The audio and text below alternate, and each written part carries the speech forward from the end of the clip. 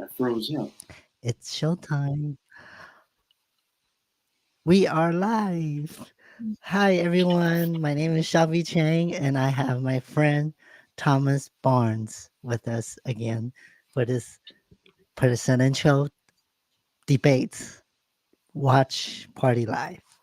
So, actually, this is not the first presidential debate for this time around, right? Because a lot of headlines it says first presidential debate, but actually it's first one for Kamala Harris, yes, but not for the first presidential debate for this 2024 because we had one before with Biden versus Trump, right? Yes, we did. Yeah. So, That's how this so whole that's how this whole situation got kicked off. Actually, was the yes, last actual and presidential debate. yeah, it was. Well, actually, it was. This is going to be Trump's seventh presidential debate, and this is the first one for Kamala Harris. And so a Hmm. lot of guessings and expectations going around. So the first one is they were talking about policy, like I'm all good with the we are voting for policy, not for the person, right? So in this case, I want to kind of go over with you, see what your thoughts on the policy. As you know, Kamala Harris's policy is a little bit flip flopping, right? Ah, I really hate kicking somebody when it looks like they're down. Well, no, actually, I don't. I do. If you did, I do. If you have never done me dirty, now if you done me dirty, yeah, that's a side point.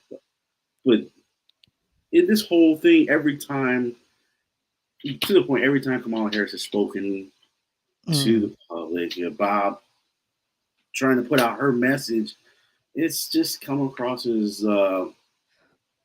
weak and ineffectual, and it's really just a whole campaign around hope, yeah, and we gotta win, and I don't want to get bogged down on that because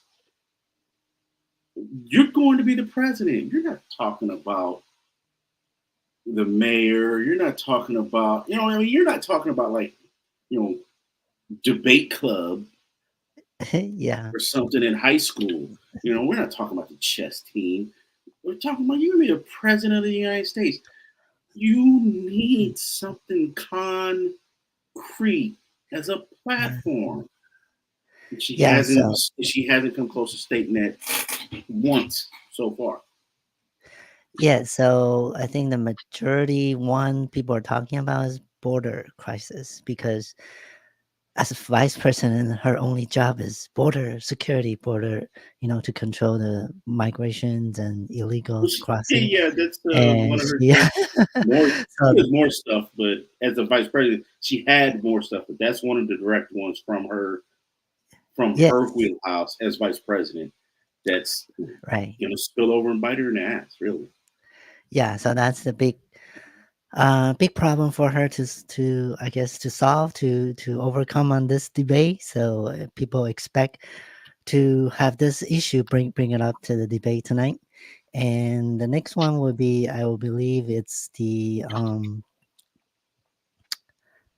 inflation and economy and tax because she is proposing increasing capital gain taxes up to 44%. So that will be the one because Trump is a businessman. So this is going to be, back and forth on this one, I believe, for tonight's debate. And we both know, read about a lot of pros and cons, on this if this go pass. And I don't think my personal view is I don't think it's a good idea. What is your thoughts on this?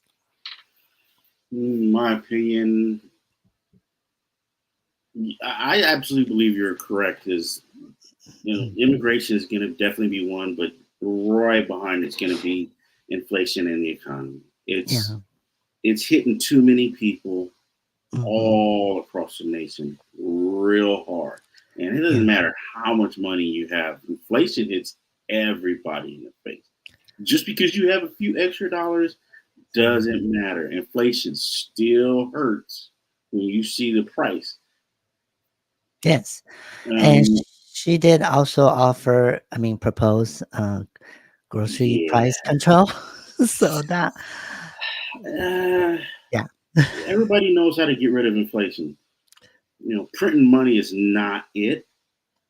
no. Unfortunately, it's never worked Hmm. ever. And also, unfortunately, when your country gets into a situation where you're experiencing massive inflation that is Hmm. affecting large swaths of the country, it's Yes. painful to get out of. There's just no way around it. It's going to be extremely painful to get around it. And we've been,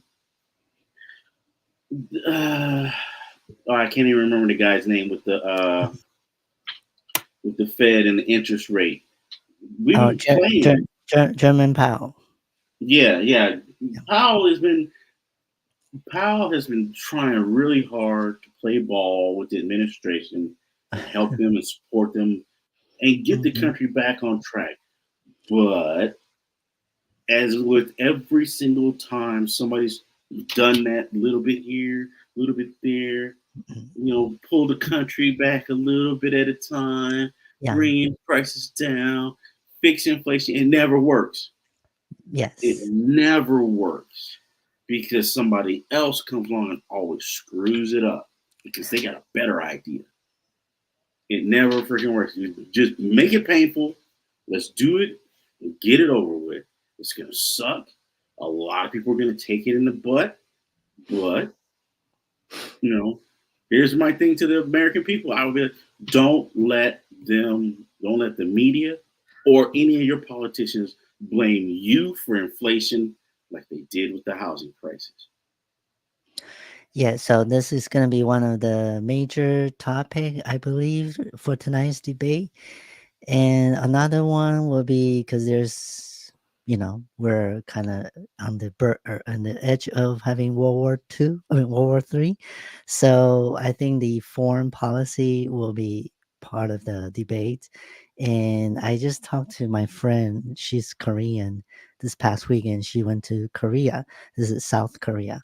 And then she was like saying, everyone is watching what's gonna happen, who's gonna win. They're business people in Korea, so they were like, okay, making sure every they all everyone is on hold their investment right now to see if they should Yeah, move yeah, forward. Yeah, not just overseas. I'm sure I yeah. heard Because a lot of policy real is going to real affect a lot estate. of other people. Yes, I heard a lot of real estate investor are. It's called pencil down. Put the pen down right now. Yeah, Hmm.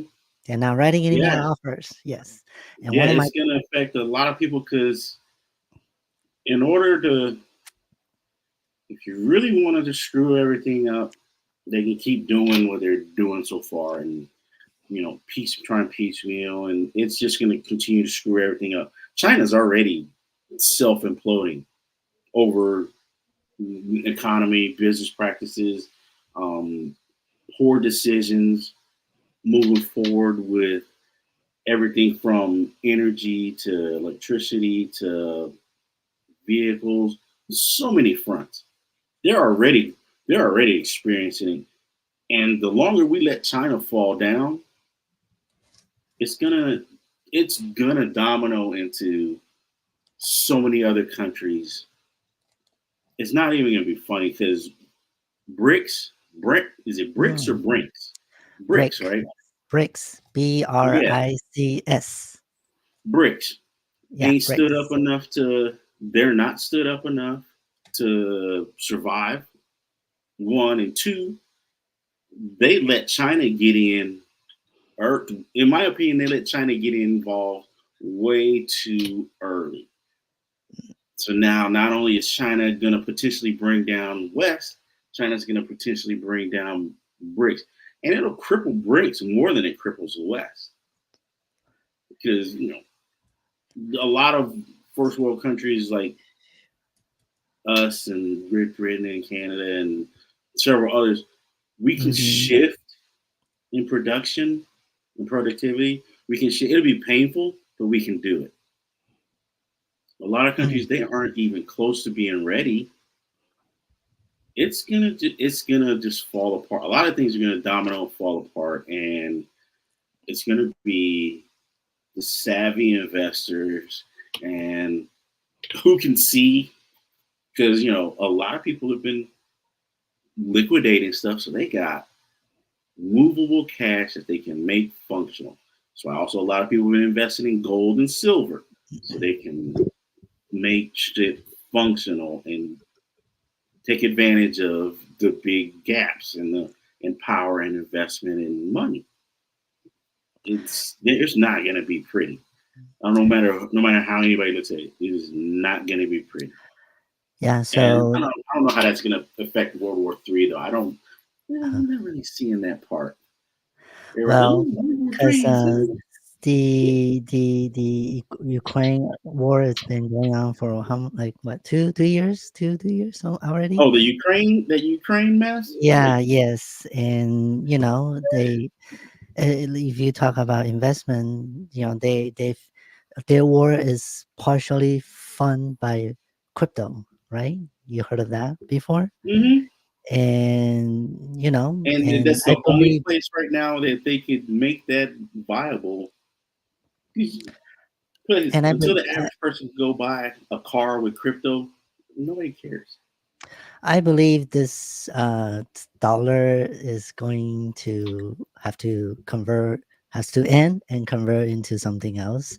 And because inflation is high, and like you mentioned, brick is dumping the dollars, so a lot of transactions international is not going to be using US dollar anymore. And Yeah. a lot of banking right now, if we talk about economy, jobs are reporting slowing down, and a lot of banks are replacing with, again, with online banking, which is AI. They're Hmm. gonna start shutting down branches. People cannot go Hmm. into a brick and mortar branch anymore.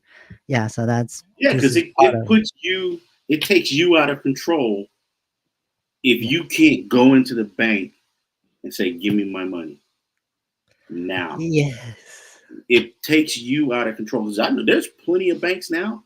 You can't do that anyway. You got to make an appointment to close your account and get cash. And even then, you can only get so much money in cash, and the rest they give you a cashier's check, which ain't no good. Which it ain't money, it ain't currency right now, so it still ain't no. It's still just trash. As long as it's only as good as the person you take it to and how they want to value it. And I really do see them trying to push that digital dollar thing because for them it's all about control. But Yes. and I do see them trying to push the digital dollar thing. But I guarantee the minute they do it, every cryptocurrency is going to become trash. Every Well, other country is going to have to push a digital currency. yes. It's only going to be as valuable as you can use it. I'm not sure cryptocurrency will be trash because it's decentralized, quote unquote. Who cares? But this, And see, you forget the and one and main thing. and Who cares? decentralized, and Yeah, but who the cares? government. What do you mean? Who cares? That means we don't want government to track what's going on. And then also, if we're gonna send, let's say, crypto to oversee, it would just few seconds without going through. You don't have to pay for the fees. You don't have to pay for banking, You're whatever transaction forgetting. fee. You know what I mean? You're forgetting the key points in that. One, crypto is not anywhere near. I've messed with it. It's not anywhere near as easy as everybody thinks it is to move your cryptocurrency around, manage your wallet. A lot of people say it is, but it's not. I've done it with small amounts here and there just to see how convenient is it. It's not. Then all the Well, people like I involved in said, crypto it's still a have it's a it's a it's a it's a new asset, so it will evolve. And I really know the cryptocurrency is just not a currency; it's also a ledger, like all the transaction is transparency. It's not like you can Yeah, hide this, hide that. And it's at a blockchain, so it builds up in a ledger, and then it cannot be compromised, it cannot be corrupt. That's the thing. So yeah, that's the but you're technology behind it, not just the currency is part of it. what's Yeah. what's the road it's going to use to get around? What is the road it's going to use to get around? Because right now it's using currently available internet and minimal banking situations. But even still, there's no security. There's not enough security to give Joe Blow on the corner who doesn't know nothing about computers or crypto or any of that stuff or a wallet and how it works. Just the sense of security a regular bank account is, and I guarantee you the digital dollar is going to be modeled after that format. All these cryptocurrency people have not set up any kind of regulation on how it's supposed to work, Well, how it's that's supposed to move around. It's not well, reliable. here's the thing. Because it's decentralized, so we don't want regulation. That's the thing. And it's a I know you what you I, mean. I I agree. I agree to one degree. Is we want some regulation, but we want some freedom as well. So we're in that gray area. So we'll see what happened. But bottom line is the dollar is going away. That's for sure. yeah, but a And lot of it, people forget. and we don't know if the breaks. Well, I'm sure the breaks gonna make a major impact to the U.S. dollar. That's why Oh yeah, a lot of bank are accumulate goals right now. It's been like this for the past year, yeah, you get and accumulating all the currency that is irregardless of a dollar or a promise. Something that comes back to the exact same equation: cold hard cash. And this is why I never really delved into any kind of cryptocurrency. I don't care which one it is. I mess with it, trying to understand it, but I don't delve into it because it has no true reliability and it's not easy to use. well, And all learn this learn time, everything starts not easy, I but when you learn it, I know, it's but here's easy. the thing: Yeah. they've been around for how long has it been around? So let's move away. Let's continue to talk about tonight's debate, because we spent too much time on the cryptocurrency. Okay, let's do Yeah, a, we're about a, to go on a the cryptocurrency yeah, debate. yeah. All right, so let's do a let's see. We got some comments coming in. So a lot of people are commenting from YouTube. So if you're on YouTube, please welcome to share your thoughts, your comments. We are a very open platform. We're not gonna censor anyone or block anybody, right? And also, if you are on any, let's say, X or even Facebook, please follow us, subscribe us, and if you're on YouTube, so please subscribe us as well. So Yeah, I was I just see. checking out some of these comments, and Yeah, I'm like, you're not even in the. I don't know where this one's coming from, but sure. yeah. Huh? I didn't get that. What did you say? No, I was looking at some of these comments, like, not sure where they're going with them. So I don't know what to respond. I don't know what to respond to that. Well, But we're how many minutes in? there's some are, let's say you want to read some out. U.S. Trump 2024 U.S. and J.D. Vance. USA Trump That's 20, JD Vance. That's a mega. Yeah. somebody showing their support. Yes. And then there's a Kamala, American are rooting for you. So we have this is why I love doing this, because we are not really biased on any side, and we have both, Yeah, yeah, I love yeah, getting both, left and right. Yeah, getting yeah. getting both views. Yes, yes. Yeah. So tonight it's gonna be interesting. I don't know, do you know, are they gonna have a second debate after tonight? Or this is it? Because we are like what, Technically, they two could, months depending on.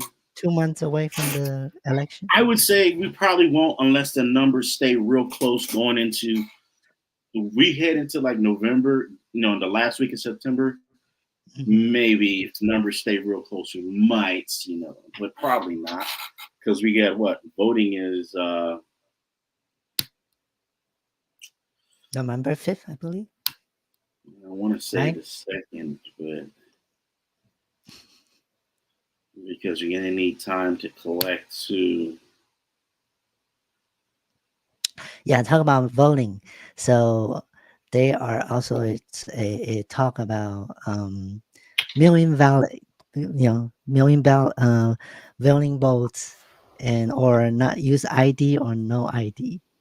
Have you heard of that? Yeah, to be honest with you, I see a lot of people going on and on about that and arguing it, and I don't really see the point in arguing the need for a voter ID. I mean, we have ID for all kinds of stupid stuff, Well, and we I have think IDs. the We have ID, I believe, is it's just regular driver license ID. It's not really like, a separate yeah, ID, I believe.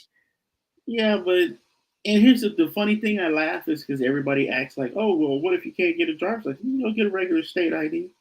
It's the exact same thing, except for it doesn't authorize you to drive. It doesn't have the authorization to drive on it. It doesn't have a classification of vehicle you can operate. That's it, and it's a little Yeah, bit different. so It's so I structured a little per different, so you can visibly see so the I difference. personally so I personally view is we need some sort of ID to verify this person, this voter is legit, right? So, you know what I mean? Because, like, Joe from, I don't want to be sound discriminate, but Joe from Mars can say, I come here, I want to vote. But he's a Martian, so he's not, he's not a citizen of Earth. So I don't think that's good for people from Mars to vote for what should happen on Earth, right? Does that make sense? Yeah. Yeah, yeah, no, I mean, I totally agree. It's one of those things. That's it's one of those things. That's how do I say this? It's controversial only because the people it will affect most are being Hmm. controversial about the desire for it. Mm-hmm.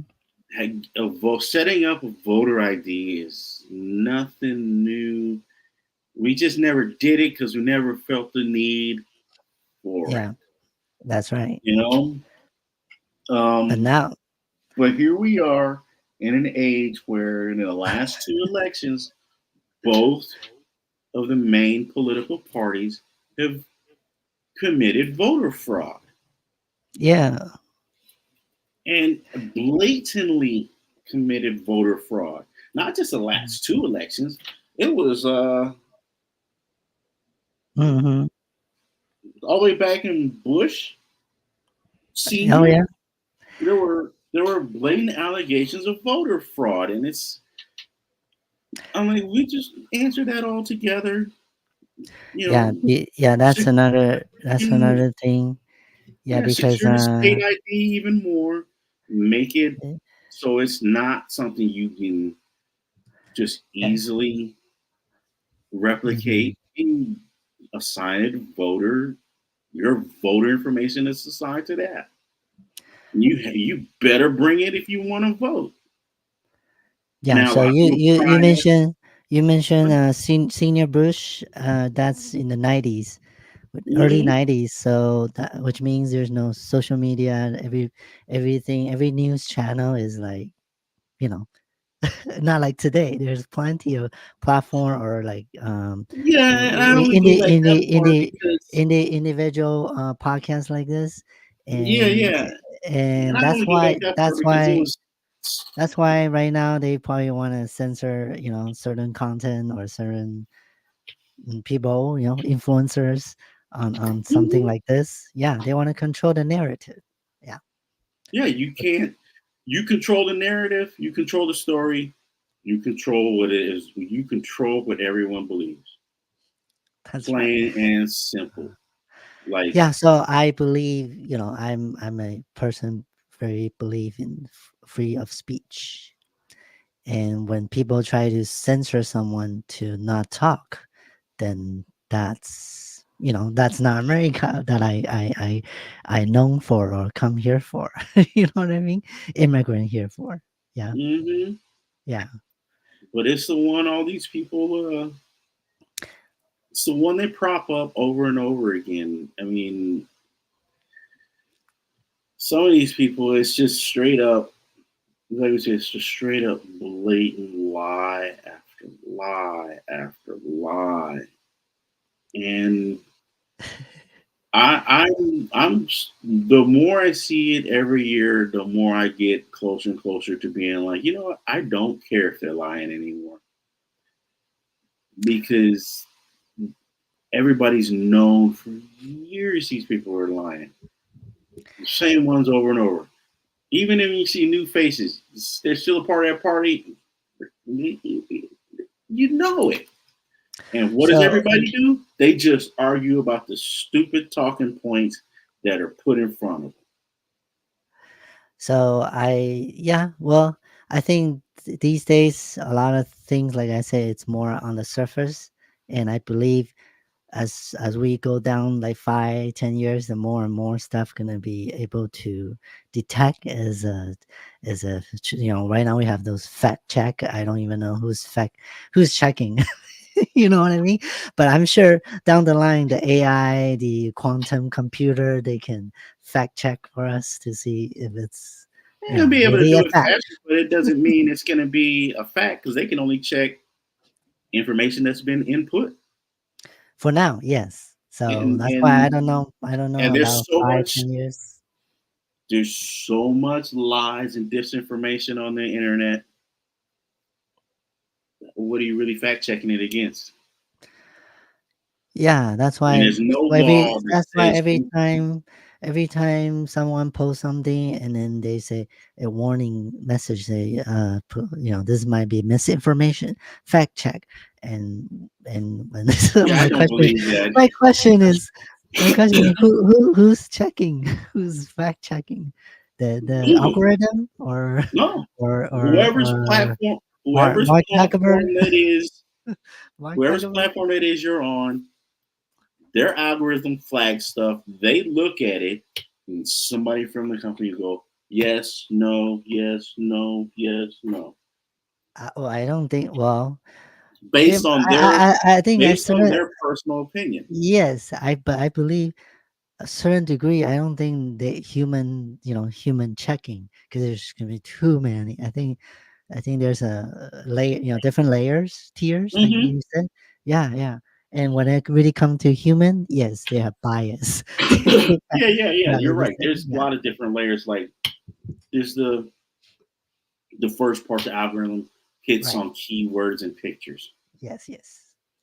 So certain things that are said, certain words that are used, and certain word combinations that are used, and then certain pictures. Yes. The key up on that. Yes. Like uh, like Grant was going on about Grand. the campaign he was running. Mm-hmm. I think you showed me that link for Grand that. Cardone. Yes, Grant Cardone, Mr. Cardone was showing the Yeah, effects of Google a Google ad campaign he was campaign. running, Yeah, Google ad campaign. Yes, and he has and a he Trump got a image. bump down because it had a picture of Donald Trump. Yes, All has this is pre-programmed, yeah, and and it then won't matter if you and a lot of people talk about AI. I guarantee you, it's just thing a lot of people don't understand, especially when it comes to programs.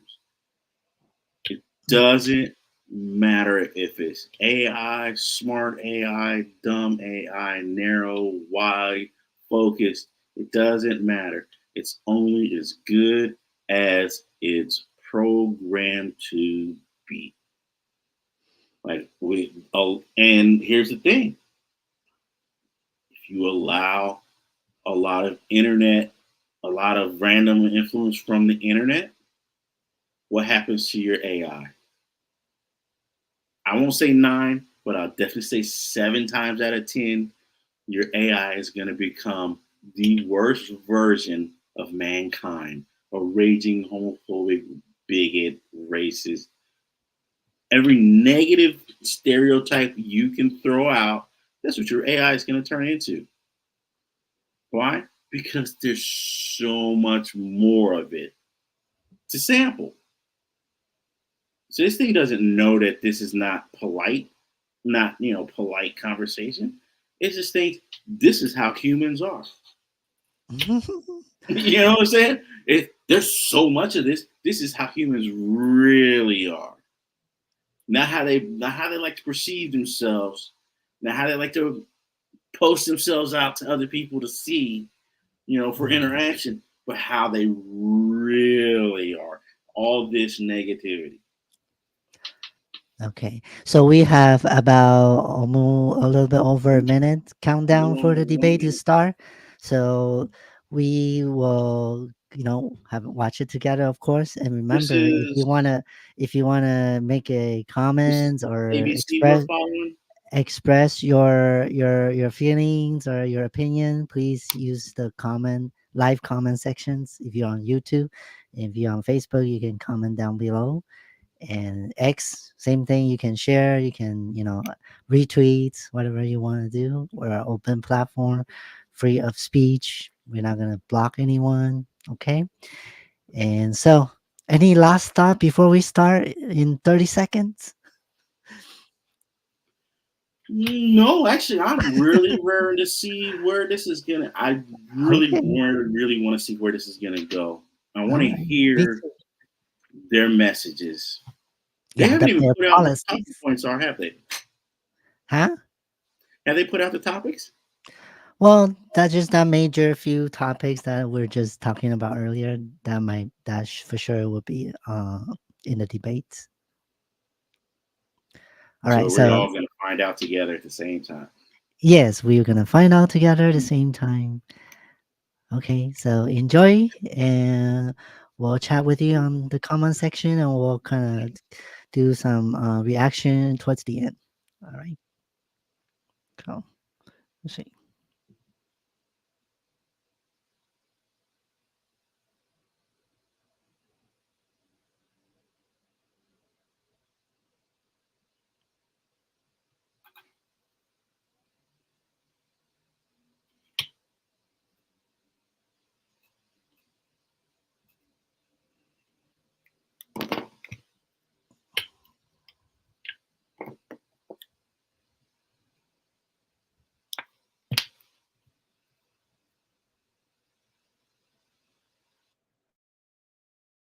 Have a good debate. Thank you. Welcome to you both. It's wonderful to have you. It's an honor to have you both here tonight. Good evening. We are looking forward to a spirited and thoughtful debate. So let's get started. I want to begin tonight with the issue that voters repeatedly say is their number one issue, and that is the economy and the cost of living in this country. Vice President Harris, you and President Trump were elected 4 years Yeah, we just talked ago, about and that. your opponent on the stage here Economy. tonight often asks his supporters, are you better off than you were 4 years ago? When it comes to the economy, do you believe Americans are better off than they were 4 years ago? So No. I was raised as a middle class kid. And I am actually the only person on this stage who has a plan that is about lifting up the middle class and working people of America. I believe in the ambition, the aspirations, the dreams of the American people. And that is why I imagine and have actually a plan to build what I call an opportunity economy. Because here's the thing, we know that we have a shortage of homes and housing, and the cost of housing is too expensive for far too many people. We know that young families need support to raise their children, and I intend on extending a tax cut for those families of $6,000, which is the largest child tax credit that we have given in a long time, so that those young families can afford to buy a crib, buy a car seat, buy clothes for their children. My passion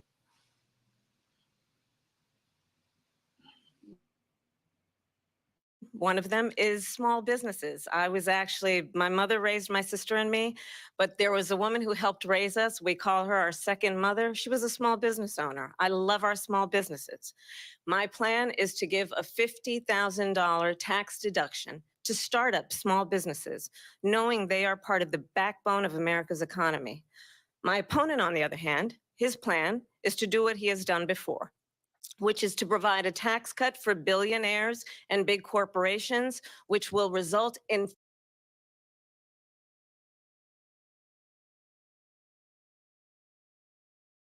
$5 trillion to America's deficit. My opponent has a plan that I call the Trump's sales tax, which would be a 20% tax on everyday goods that you rely on to get through the month. Economists have said that Trump sales tax would actually result for middle-class families in about $4,000 more a year because of his policies and his ideas about what should be the backs of middle-class people paying for tax cuts for billionaires. President Trump, I'll give you 2 minutes. First of all, I have no sales tax. That's an incorrect statement. She knows that. We're doing tariffs on other countries. Other countries are going to finally, after 75 years, pay us back for all that we've done for the world. And the tariff will be substantial in some cases. I took in billions and billions of dollars, as you know, from China. In fact, they never took the tariff off because there was so much money they can't. It would totally destroy everything that they've set out to do. They're taking in billions of dollars from China and other places. They've left the tariffs on. When I had it, I had tariffs, and yet I had no inflation. Look, we've had a terrible economy because inflation which is really known as a country buster. It breaks up countries.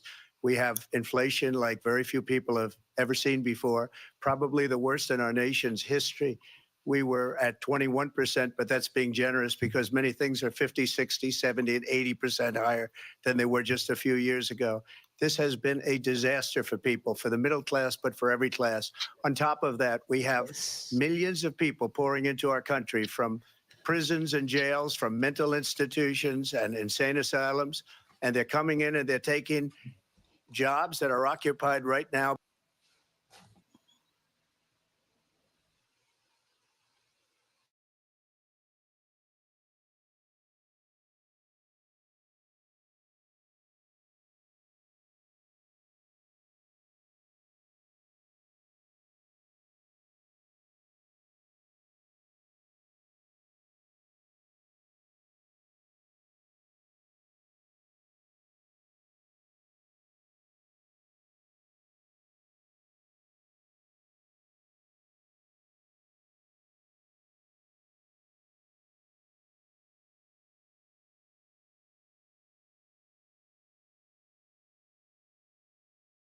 On our democracy since the Civil War.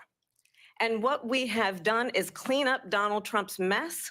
What we have done and what I intend to do is build on what we know are the aspirations and the hopes of the American people. But I'm going to tell you all in this debate tonight, you're going to hear from the same old tired playbook, a bunch of lies, grievances, and name calling. What you're going to hear tonight is a detailed and dangerous plan called Project 2025 that the former president intends on implementing if he were elected again. I believe very strongly that the American people want a president who understands the importance of bringing us together, knowing we have so much more in common than what separates us.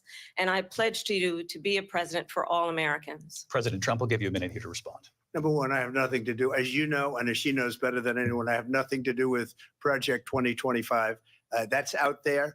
I haven't read it. I don't want to read it purposely. I'm not going to read it. This was a group of people that got together. They came up with some ideas, I guess some good, some bad, but it makes no difference. I have nothing to do. Everybody knows I'm an open book. Everybody knows what I'm going to do. Cut taxes very substantially and create a great economy like I did before. We had the greatest economy. We got hit with a pandemic. And the pandemic was not since 1917, where 100 million people died, has there been anything like it. We did a phenomenal job with the pandemic. We handed them over a country where the economy and where the stock market was higher than it was before the pandemic.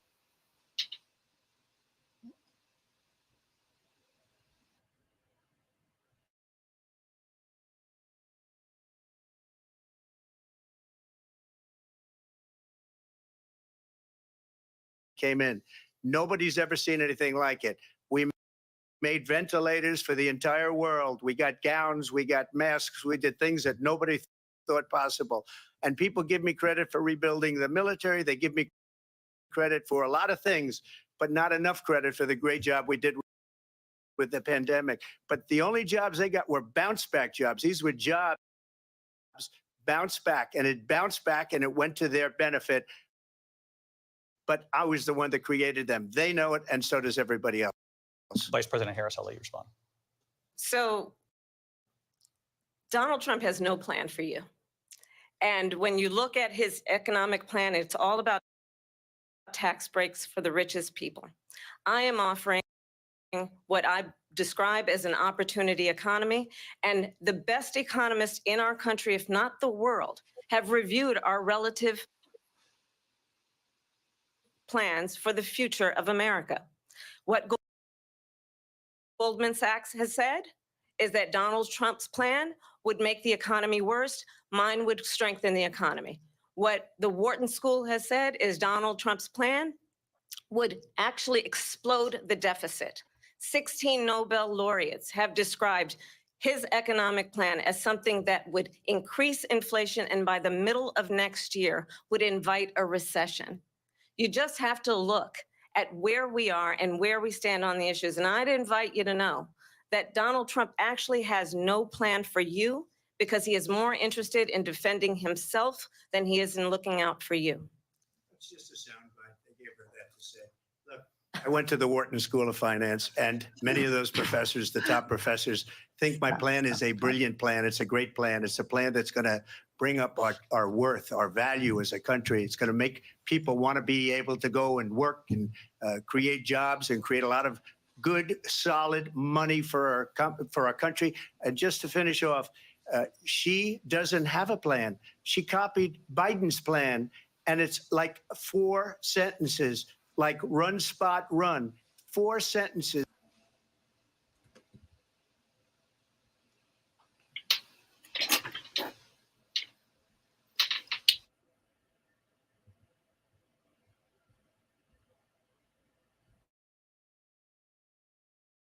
That are just, oh, we'll try and lower taxes. She doesn't have a plan. Take a look at her plan. She doesn't have a plan. Mr. President, I do want to drill down on something you both brought up.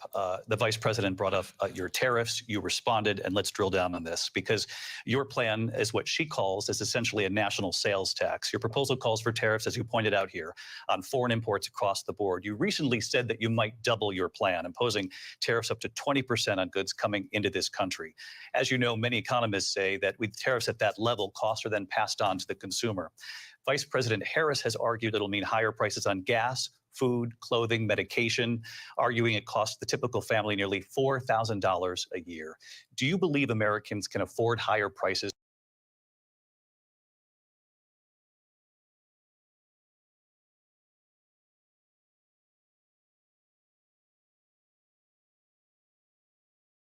Because of tariffs? They're not going to have higher prices. What's going to have and who's going to have higher prices is China and all of the countries that have been ripping us off for years. I was the only president ever. China was paying us hundreds of billions of dollars, and so were other countries. And, you know, if she doesn't like them, they should have gone out and they should have immediately cut the tariffs. But those tariffs are there 3.5 years now under their administration. We are going to take in billions of dollars, hundreds of billions of dollars. I had no inflation, virtually no inflation. They had the highest inflation perhaps in the history of our country because I've never seen a worse period of time. People can't go out and buy cereal or bacon or eggs or anything else. The people of our country are absolutely dying with what they've done. They've destroyed the economy. And all you have to do is look at a poll. The polls say 80 and 85 and even 90% that the Trump economy was great, that their economy was terrible. Vice President Harris, I do want to ask for your response. And you heard what the president said there, because the Biden administration did keep a number of the Trump tariffs in place. So how do you respond? Well, let's be clear that the Trump administration resulted in a trade deficit, one of the highest we've ever seen in the history of America. He invited trade wars. You want to talk about his deal with China, what he ended up doing is under Donald Trump's presidency, he ended up selling American chips to China to help them improve and modernize their military, basically sold us out, when a policy about China should be in making sure the United States of America wins the competition for the 21st century, which means focusing on the details of what that requires, focusing on relationships with our allies, focusing on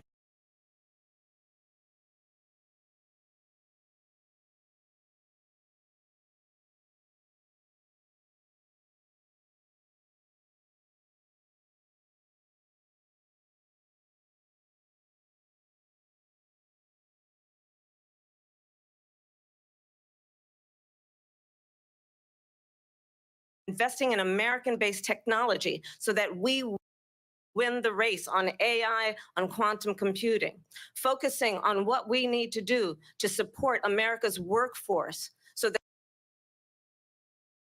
that we don't end up having on the short end of the stick in terms of workers' rights. But what Donald Trump did, let's talk about this, with COVID, is he actually thanked President Xi for what he did during COVID. Look at his tweet. Thank you, President Xi, exclamation point, when we know that Xi was responsible for lacking and not giving us transparency about the origins of COVID. President Trump, I'll let you respond. First of all, they bought their chips from Taiwan. We hardly make chips anymore because of philosophies like they have and policies like they have. I don't say her because she has no policy. Everything that she believed 3 years ago and 4 years ago is out the window. She's going to my philosophy now. In fact, I was going to send her a MAGA hat. She's gone to my philosophy. But if she ever got elected, she'd change it. And it will be the end of our country. She's a Marxist. Everybody knows she's a Marxist. Her father's a Marxist.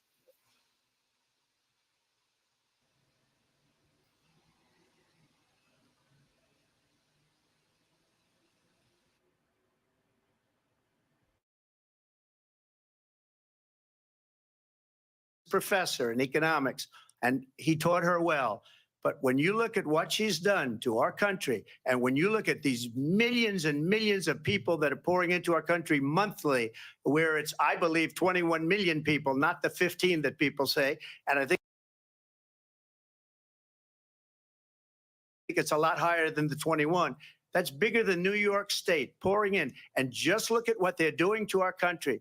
They're criminals. Many of these people coming in are criminals. And that's bad for our economy, too. You know, you mentioned before, we'll talk about immigration later. Well, bad immigration is the worst thing that can happen to our economy. They have, and she has, destroyed our country with policy that's insane. Almost policy that you'd say they have to hate our country. President Trump, thank you. Lindsay?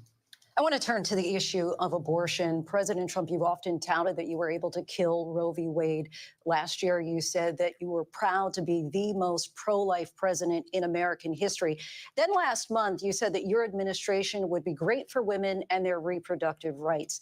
In your home state of Florida, you surprised many with regard to your 6-week abortion ban because you initially had said that it was too short. And you said, quote, I'm going to be voting that we need more than 6 weeks. But then the very next day, you reversed course and said you would vote to support the 6-week ban. Vice President Harris says that women shouldn't trust you on the issue of abortion because you've changed your position so many times. Therefore, why should they trust you? Well, the reason I'm doing that vote is because the plan is, as you know, the vote is, they have abortion in the 9th month. They even have, and you can look at the governor of West Virginia, the previous governor of West Virginia, not the current governor, who's doing an excellent job, but the governor before, he said the baby will be born and we will decide what to do with the baby. In other words, we'll execute the baby. And that's why I did that, because that predominates, because they're radical. The Democrats are radical in that. And her vice presidential pick, which I think was a horrible pick, by the way, for our country, because he is really out of it. But her vice presidential pick says abortion in the 9th month is absolutely fine. He also says execution after birth. It's execution, no longer abortion, because the baby is born, is okay. And that's not okay with me, hence the vote. But what I did is something for 52 years. They've been trying to get Roe v. Wade into the states. And through the genius and heart and strength of 6 Supreme Court justices, we were able to do that. Now, I believe in the exceptions for rape, incest, and life of the mother. I believe strongly in it. Ronald Reagan did also. 85% of Republicans do. Exceptions, very important. But we were able to get it, and now states are voting on it. And for the first time, you're going to see, look, this is an issue that's torn our country apart for 52 years. Every legal scholar, every Democrat, every Republican, liberal, conservative, they all wanted this issue to be brought back to the states where the people could vote. And that's what happened. Now, Ohio, the vote was somewhat liberal. Kansas, the vote was somewhat liberal, much more liberal than people would have thought. But each individual state is voting. It's the vote of the people now. It's not tied up in the federal government. I did a great service in doing it. It took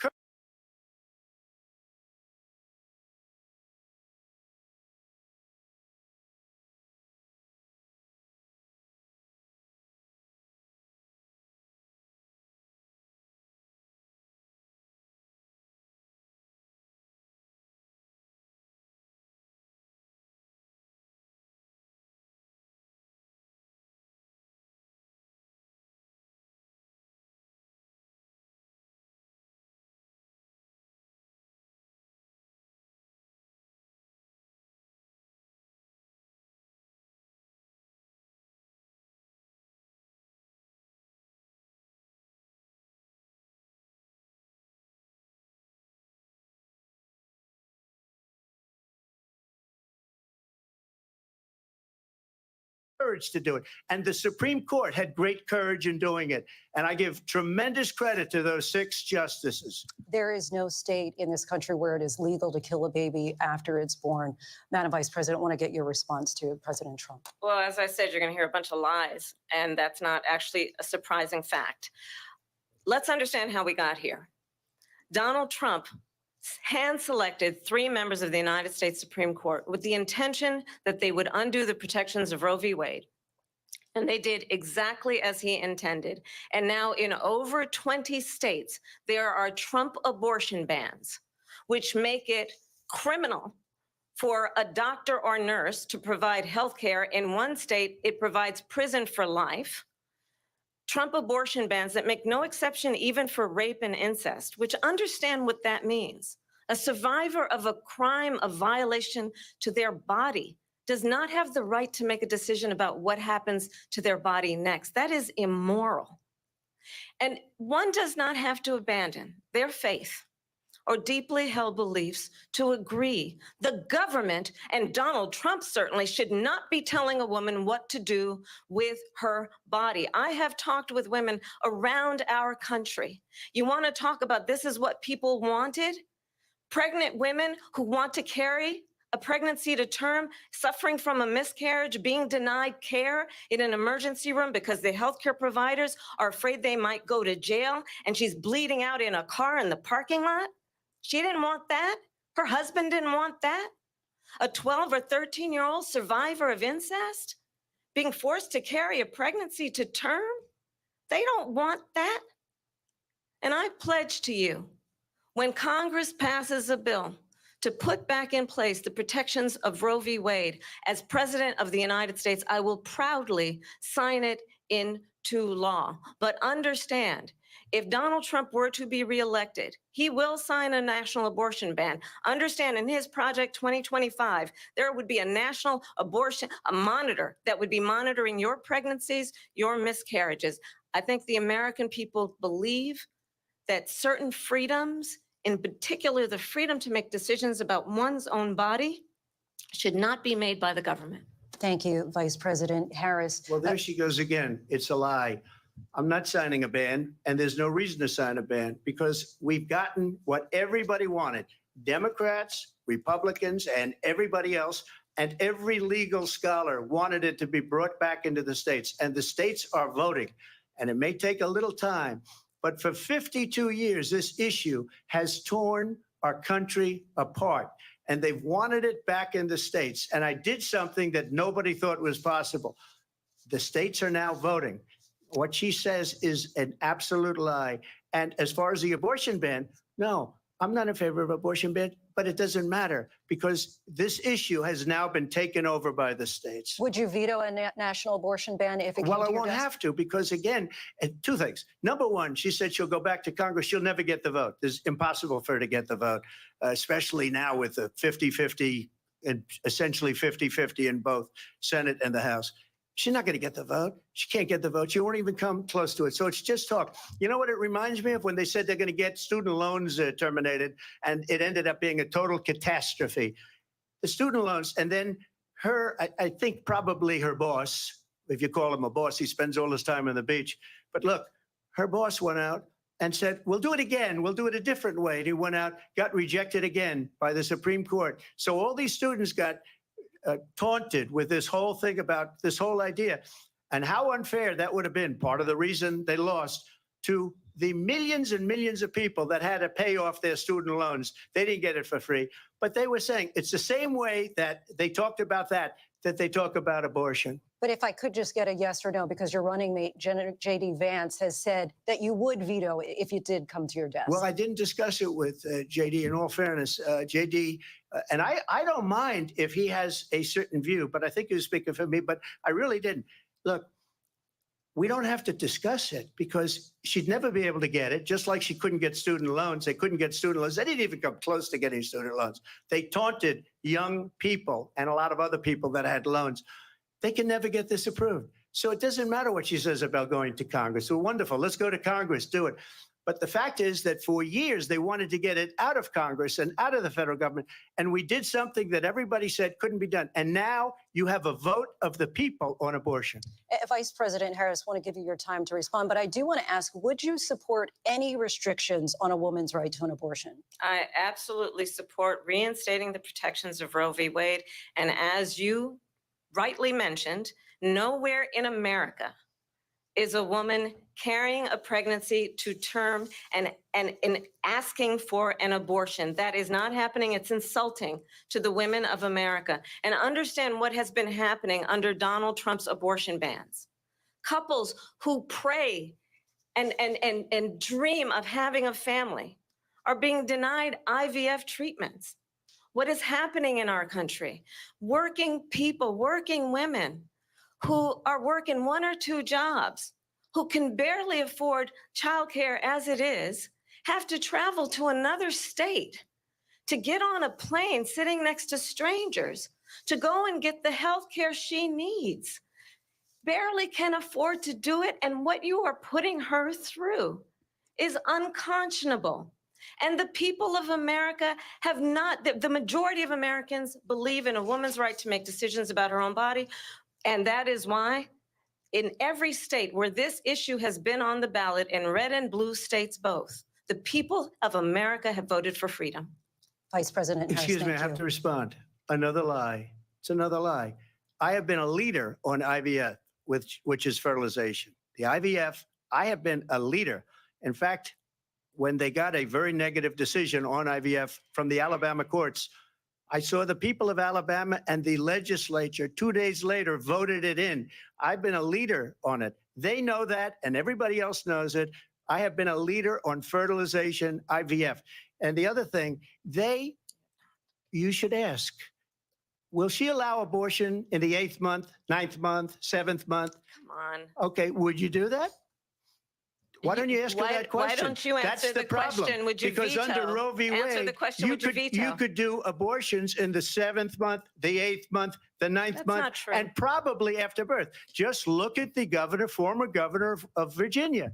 The governor of Virginia said, we put the baby aside and then we determine what we want to do with the baby. President Trump, thank you. We're going to turn now to immigration and border security. We know it's an issue that's important to Republicans, Democrats, voters across the board in this country. Vice President Harris, you were tasked by President Biden with getting to the root causes of migration from Central America. We know that illegal border crossings reached a record high in the Biden administration. This past June, President Biden imposed tough new asylum restrictions. We know the numbers since then have dropped significantly. But my question to you tonight is, why did the administration wait until 6 months before the election to act? And would you have done anything differently from President Biden on this? So I'm the only person on this stage who has prosecuted transnational criminal organizations for the trafficking of guns, drugs, and human beings. And let me say that the United States Congress, including some of the most conservative members of the United States Senate, came up with a border security bill, which I supported. And that bill would have put 1,500 more border agents on the border to help those folks who are working there right now overtime, trying to do their job. It would have allowed us to stem the flow of fentanyl coming into the United States. I know there are so many families watching tonight who have been personally affected by the surge of fentanyl in our country. That bill would have put more resources to allow us to prosecute transnational criminal organizations for trafficking in guns, drugs, and human beings. But you know what happened to that bill?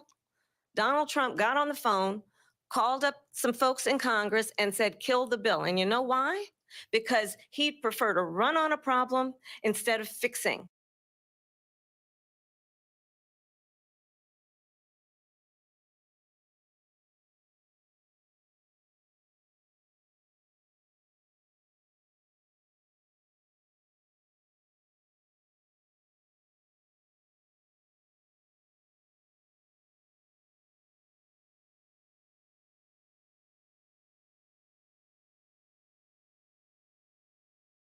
The immigrant community. Well, All I've seen this. people on television. Let me just say here, this is the people on television say my dog was taken and used for food. So maybe he said that, and maybe that's a good thing to say for a city manager. I'm not taking this from but television. The people are I'm on taking it from television the city saying manager. their dog was eaten by the people that went there. Again, the Springfield city manager says there's no evidence of that. Vice We'll President find Harris, out. I'll let you respond to the rest of what you've heard. You talk about extreme. You know, this is, I think, one of the reasons why in this election, I actually have the endorsement of 200 Republicans who have formerly worked with President Bush, Mitt Romney, and John McCain, including the endorsement of former Vice President Dick Cheney and Congress member Liz Cheney. And if you want to really know the inside track on who the former president is, if he didn't make it clear already, just ask people who have worked with him. His former chief of staff, a four-star general, has said he has contempt for the Constitution of the United States. His former national security advisor has said he is dangerous and unfit. His former Secretary of Defense has said the nation, the republic, would never survive another Trump term. And when we listen to this kind of rhetoric, when the issues that affect the American people are not being addressed, I think the choice is clear in this election. President Trump, I'll give you a quick minute to respond here. Thank you, because when I hear that, see, I'm a different kind of a person. I fired most of those people, not so graciously. They did bad things or a bad job. I fired them. They never fired one person. They didn't fire anybody having to do with Afghanistan and the Taliban and the 13 people who's were just killed, viciously and violently killed. And I got to know the parents and the family. They didn't fire. They should have fired all those generals, all those top people, because that was one of the most incompetently handled situations anybody has ever seen. So when somebody does a bad job, I fire him. And you take a guy like Esper, he was no good, I fired him. So he writes a book. Another one writes a book, because with me, they can write books. With nobody else can they? But they have done such a poor job, and they never fire anybody. Look at the economy. Look at the inflation. They didn't fire any of their economists. They have the same people. That's a good way not to have books written about you. But just to finish, I got more votes than any Republican in history by far. In fact, I got more votes than any president, sitting president in history by far. Let me continue on immigration. It was what you wanted to talk about earlier. So let's get back to your deportation proposal that the vice president has reacted to as well. President Trump, you call this the largest domestic deportation operation in the history of our country. You say you would use the National Guard. You say if things get out of control, you'd have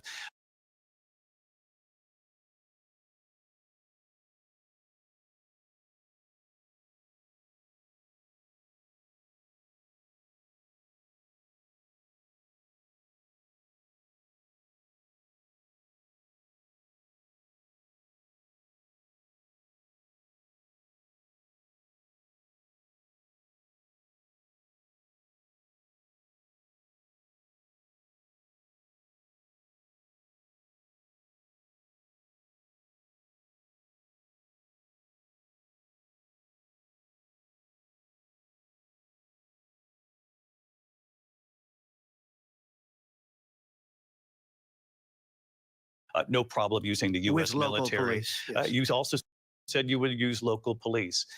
How would you deport 11 million undocumented immigrants? I know you believe that number is much higher. Take us through this. What does this look like? Will authorities be going door to door in this country? Yeah, it is much higher because of them. They allowed criminals, many millions of criminals. They allowed terrorists. They allowed common street criminals. They allowed people to come in, drug dealers, to come into our country. And they're now in the United States and told by their countries like Venezuela, don't ever come back or we're going to kill you. Do you know that crime in Venezuela and crime in countries all over the world is way down? You know why? Because they've taken their criminals off the street and they've given them to her to put into our country. And this will be one of the greatest mistakes in history for them to allow.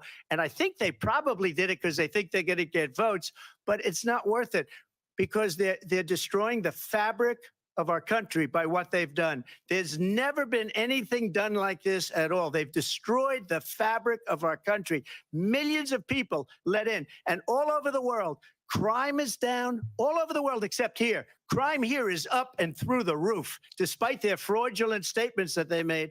Crime in this country is through the roof. And we have a new form of crime. It's called migrant crime. And it's happening at levels that nobody thought possible. President Trump, as you know, the FBI says overall violent crime is actually coming down in this country. But Vice Excuse me, President the Harris, FBI they were defrauding statements. They didn't include the worst cities. They didn't include the cities with the worst crime. It was a fraud, just like their number of 818,000 jobs that they said they created turned out to be a fraud. President Trump, thank you. I'll let you respond, Vice President Harris. Well, I think this is so rich coming from someone who has been prosecuted for national security crimes, economic crimes, election interference, has been found liable for sexual assault, and his next big court appearance is in November at his own criminal sentencing. And let's be clear, where each person stands on the issue of what is important about respect for the rule of law and respect for law enforcement. The former vice president called for defunding federal law enforcement, 45,000 agents, get this, on the day after he was arraigned on 34 felony counts. So let's talk about what is important in this race. It is important that we move forward, that we turn the page on this same old tired rhetoric and address the needs of the American people, address what we need to do about the housing shortage, which I have a plan for, address what we must do to support our small businesses, address bringing down the price of groceries. But frankly, the American people are exhausted with this same old tired playbook. Vice President Harris, thank you. Excuse me. Every one of those cases was started by them against their political opponent. And I'm winning most of them, and I will win the rest on appeal. And you saw that with the decision that came down just recently from the Supreme Court. I'm winning most of them. But those are cases, it's called weaponization. Never happened in this country. They weaponized the Justice Department. Every one of those cases was involved with the DOJ, from Atlanta and Fani Willis to the Attorney General of New York and the DA in New York. Every one of those cases. And then they say, oh, he's a criminal. They're the ones that made them go after me. By the way, Joe Biden was found essentially guilty on the documents case. And what happened in my documents case? They said, oh, that's the toughest of them all. A complete and total victory. 2 months ago, it was thrown out. It's weaponization, and they used it, and it's never happened in this country. They used it to try and win an election. They're fake cases. President Trump, thank you. A really quick response here, Vice President Harris, on this notion of weaponization of the Justice Department. Well, let's talk about extreme and understand the context in which this election in 2024 is taking place. The United States Supreme Court recently ruled that the former president would essentially be immune from any misconduct if he were to enter the White House again. Understand, this is someone who has openly said he would terminate, I'm quoting, terminate the Constitution of the United States, that he would weaponize the Department of Justice against his political enemies. Someone who has openly expressed disdain for members of our military. Understand what it would mean if Donald Trump were back in the White House with no guardrails, because certainly we know now the court won't stop him. We know J.D. Vance is not going to stop him. It's up to the American people. Vice President stop Harris, him. thank you. Lindsay? Vice President Harris, in your last run for president. This is the one that weaponized, not me. She weaponized. I probably took a bullet to the head because of the things that they say about me. They talk about democracy. I'm a threat to democracy. They're the threat to democracy President with a fake Trump. Russia investigation We do have a lot to that get went nowhere. We have a lot to get to. Lindsay? Vice President Harris, in your last run for president, you said you wanted to ban fracking. Now you don't. You wanted mandatory government buyback programs for assault weapons. Now your campaign says you don't. You supported decriminalizing border crossings.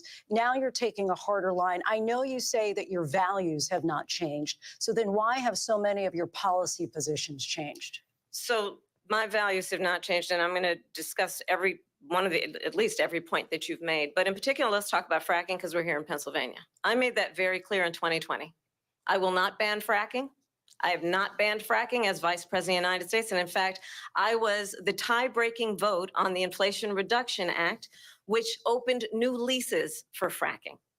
My position is that we have got to invest in diverse sources of energy so we reduce our reliance on foreign oil. We have had the largest increase in domestic oil production in history because of an approach that recognizes that we cannot over-rely on foreign oil. As it relates to my values, let me tell you, I grew up a middle-class kid raised by a hardworking mother who worked and saved and was able to buy our first home when I was a teenager. The values I bring to the importance of home ownership, knowing not everybody got handed $400 million on a silver platter and then filed bankruptcy 6 times, is a value that I bring to my work to say we are going to work with the private sector and home builders to increase by 3 million homes by the end of my first term. My work that is related to having a friend when I was in high school who was sexually assaulted by her stepfather. And my focus then on protecting women and children from violent crime is based on a value that is deeply grounded in the importance of standing up for those who are most vulnerable. My work that is about protecting Social Security and Medicare is based on longstanding work that I have done, protecting seniors from scams. My values have not changed. And what is important is that there is a president who actually brings values and a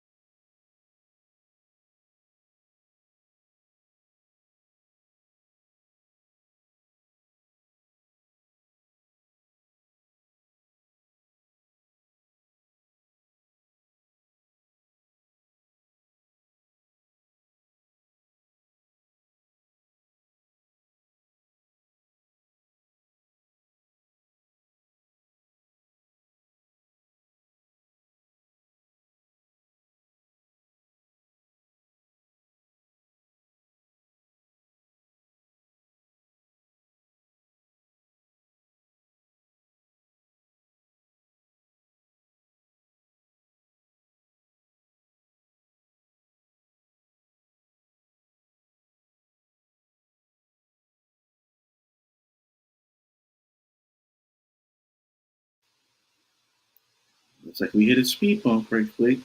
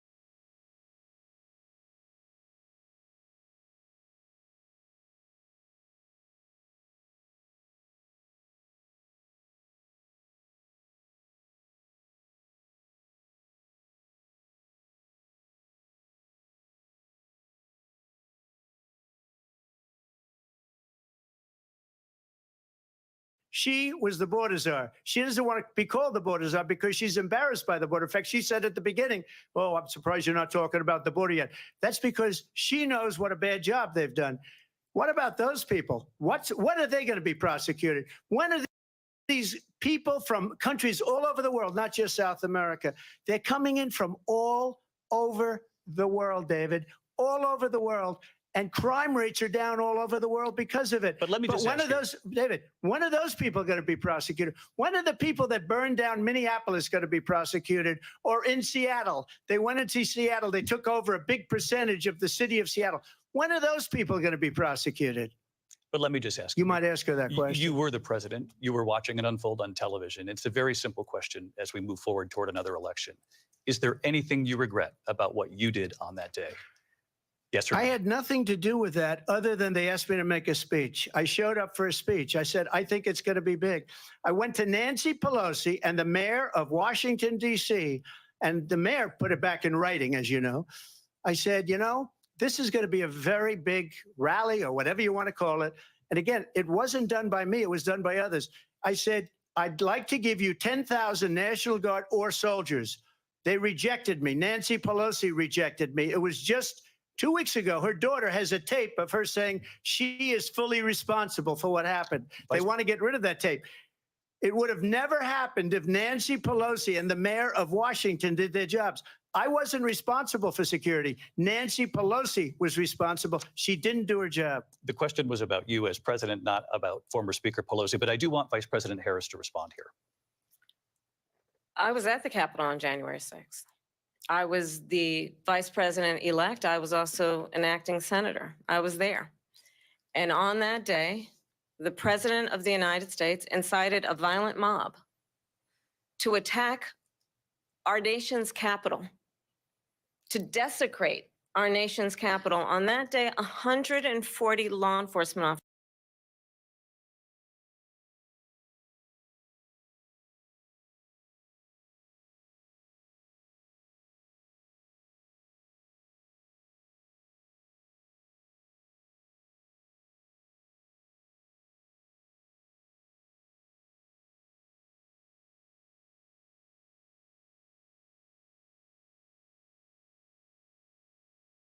officers were injured, and some died. And understand, the former president has been indicted and impeached for exactly that reason. But this is not an isolated situation. Let's remember Charlottesville, where there was a mob of people carrying tiki torches, spewing anti-Semitic hate. And what did the president then at the time say? There were fine people on each side. Let's remember that when it came to the Proud Boys, a militia, the president said, the former president said, stand back and stand by. So for everyone watching who remembers what January 6th was, I say, we don't have to go back. Let's not go back. We're not going back. It's time to turn the page. And if that was a bridge too far for you, well, there is a place in our campaign for you to stand for country, to stand for our democracy, to stand for rule of law, and to end the chaos, and to end the approach that is about attacking the foundations of our democracy because you don't like the outcome. And be clear on that point. Donald Trump, the candidate, has said in this election there will be a bloodbath if this and the outcome of this election is not to his liking. Let's turn the page on this. Let's not go back. Let's chart a course for the future and not go backwards to the past. Let me just follow up here. It was a different term, and it was a term that related to energy because they have destroyed our energy business. That was where bloodbath was. Also, on Charlottesville, that story has been, as you would say, debunked. Laura Ingraham, Sean Hannity, Jesse, all of these people, they covered it. If they go an extra sentence, they will see it was perfect. It was debunked in almost every newspaper, but they still bring it up, just like they bring 2025 up. They bring all of this stuff up. I ask you this, you talk about the Capitol. Why are we allowing these millions of people to come through on the southern border. How come she's not doing anything? And I'll tell you what I would do, and I would be very proud to do it. I would say we would both leave this debate right now. I'd like to see her go down to Washington, D.C. during this debate, because we're wasting a lot of time. Go down to, because she's been so bad, it's so ridiculous. Go down to Washington, D.C. and let her sign a bill to close up the border, because they have the right to do it. They don't need bills. They have the right to do it. The president of the United States, you'll get him out of bed. You'll wake him up at 4 o'clock in the afternoon. Right. You'll say, come on down to the office. Let's sign a bill. If he signs a bill that the border is closed, all he has to do is say it to the Border Patrol, who are phenomenal. If they do that, the border is closed. Mr. Those President, people are killing many people, unlike J6. We talked immigration here tonight. I do want to focus on this next issue to both of you, because it really brings us this into focus, truth in these times that we're living in. Mr. President, for 3.5 years after you lost the 2020 election, you repeatedly falsely claimed that you won, many times saying you won in a landslide. In the past couple of weeks leading up to this debate, you have said, quote, you lost by a whisker, that you, quote, didn't quite make it, that you came up a little bit short. I said that? Are you now acknowledging that you lost in 2020? No, I don't acknowledge it at all. But I you said did that say sarcastically. But You know that. It was said, oh, we lost by a whisker. That was said sarcastically. Look, there's so much proof. All you have to do is look at it. And they should have sent it back to the legislatures for approval.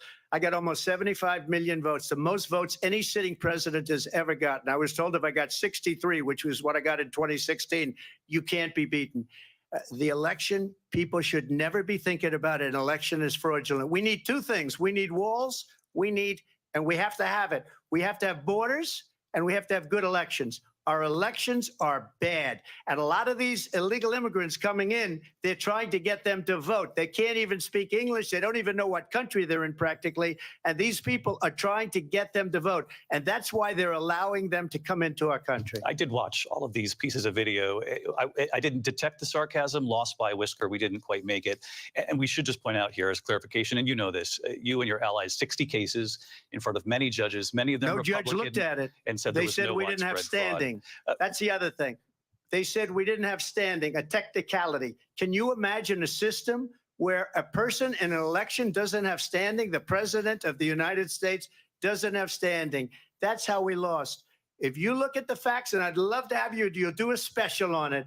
I'll show you Georgia, and I'll show you Wisconsin, and I'll show you Pennsylvania, and I'll show you. We have so many facts and statistics, but you know what? That doesn't matter, because we have to solve the problem that we have right now. That's old news. And the problem that we have right now is we have a nation in decline, and they have put it into decline. We have a nation that is dying, David. Mr. President, thank you. Vice President Harris, you heard the president there tonight. He said he didn't say that he lost by a whisker. So he still believes he did not lose the election that was won by President Biden and yourself. But I do want to ask you about something that's come up in the last couple of days. This was a post from President Trump about this upcoming election just weeks away. He said, when I win, those people who cheated, and then he lists donors, voters, election officials, he says will be prosecuted to the fullest extent of the law, which will include long-term prison sentences.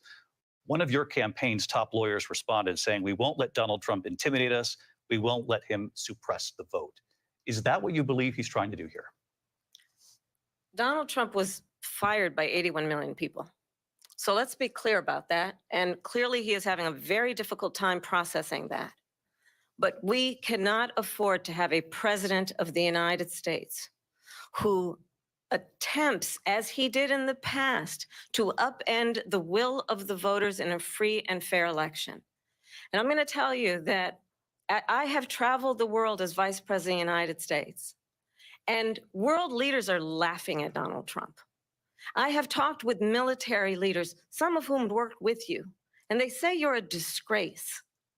And when you then talk in this way in a presidential debate and deny what over and over again are court cases you have lost because you did, in fact, lose that election, it leads one to believe that perhaps we do not have in the candidate to my right the temperament or the ability to not be confused about fact. That's deeply troubling, and the American people deserve better. I'll give you 1 minute to respond, Mr. President. Let me just say about world leaders. Viktor Orban, one of the most respected men, they call him a strong man. He's a tough person, smart, Prime Minister of Hungary. They say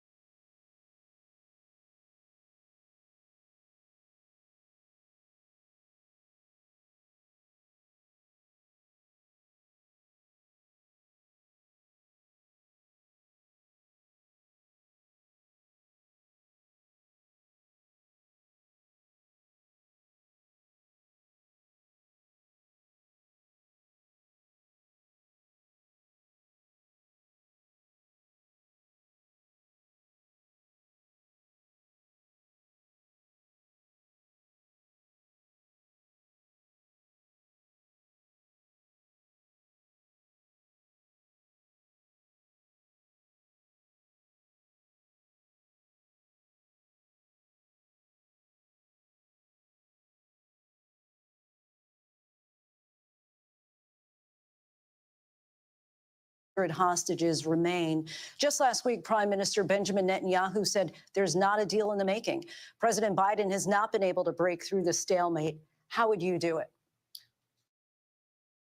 Well, let's understand how we got here. On October 7, Hamas, a terrorist organization, slaughtered 1,200 Israelis, many of them young people who were simply attending a concert. Women were horribly raped. And so, absolutely, I said then, I say now, Israel has a right to defend itself. We would. And how it does so matters, because it is also true far too many innocent Palestinians have been killed, children, mothers. What we know is that this war must end. It must end immediately, and the way it will end is we need a ceasefire deal and we need the hostages out. And so we will continue to work around the clock on that. Work around the clock, also understanding that we must chart a course for a two-state solution. And in that solution, there must be security for the Israeli people and Israel, and in equal measure for the Palestinians. But the one thing I will assure you always, I will always give Israel the ability to defend itself, in particular as it relates to Iran and any threat that Iran and its proxies pose to Israel. But we must have a two-state solution where we can rebuild Gaza, where the Palestinians have security, self-determination, and the dignity they so rightly deserve. President Trump, how would you negotiate with Netanyahu and also Hamas in order to get the hostages out and prevent the killing of more innocent civilians in Gaza? if I were president, it would have never started. If I were president, Russia would have never, ever, I know Putin very well, he would have never, and there was no threat of it either, by the way, for 4 years, have gone into Ukraine and killed millions of people when you add it up, far worse than people understand what's going on over there. But when she mentions about Israel, all of a sudden, she hates Israel. She wouldn't even meet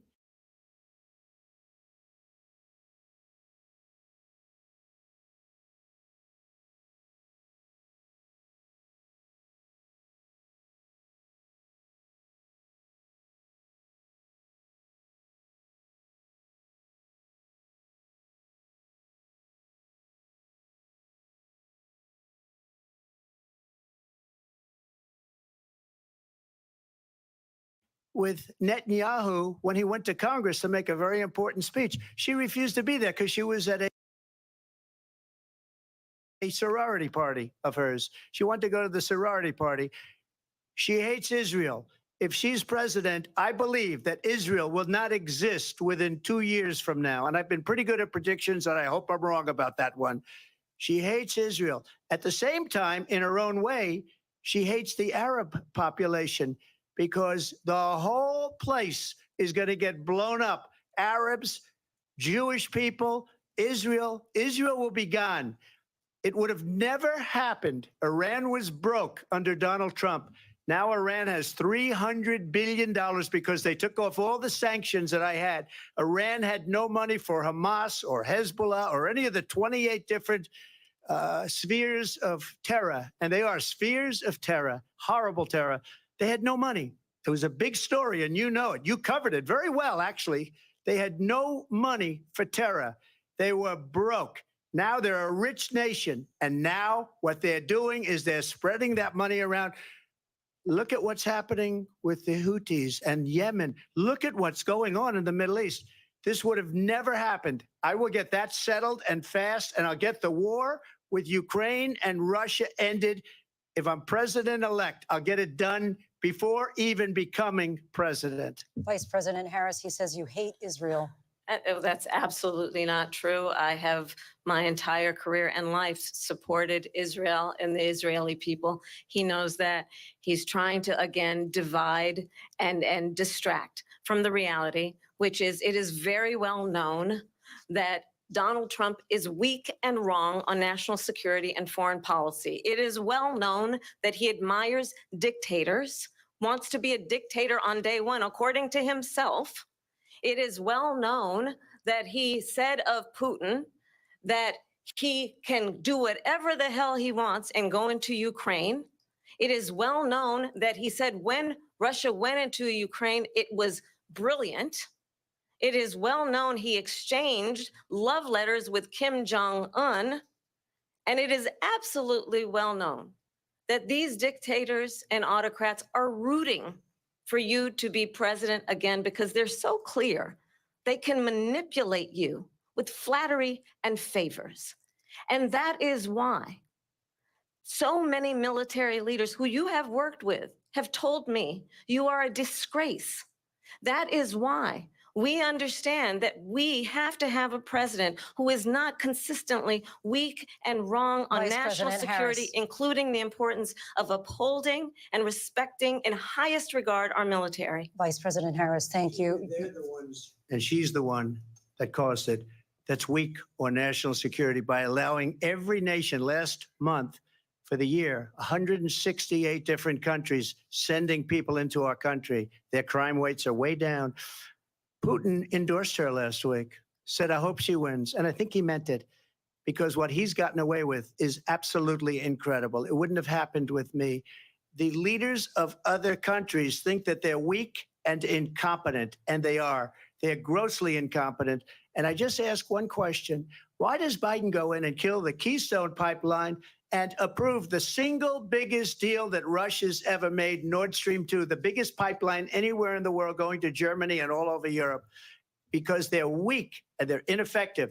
And Biden, by the way, President gets paid Trump, a lot of money. Thank you. We have a lot of issues to get to. We'll be right back with much more of this historic ABC News presidential debate from the National Constitution Center right here in Philadelphia. Back in a moment.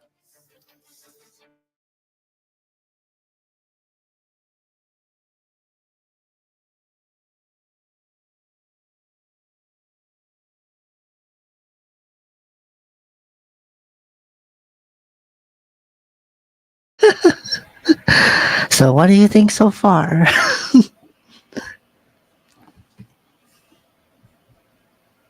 Oops. I think you muted, Thomas.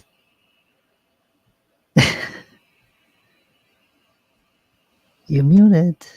Wait. You keep. Okay. Wait. What were you saying? What do I think so far? Yeah. The first thing I thought is it's got hard to watch after the first 10 minutes. Yeah. It got hard because it was just clear 10 minutes in. Mm-hmm. This is, just a tit for tat debate. It's just been a tit for tat. Who's done what?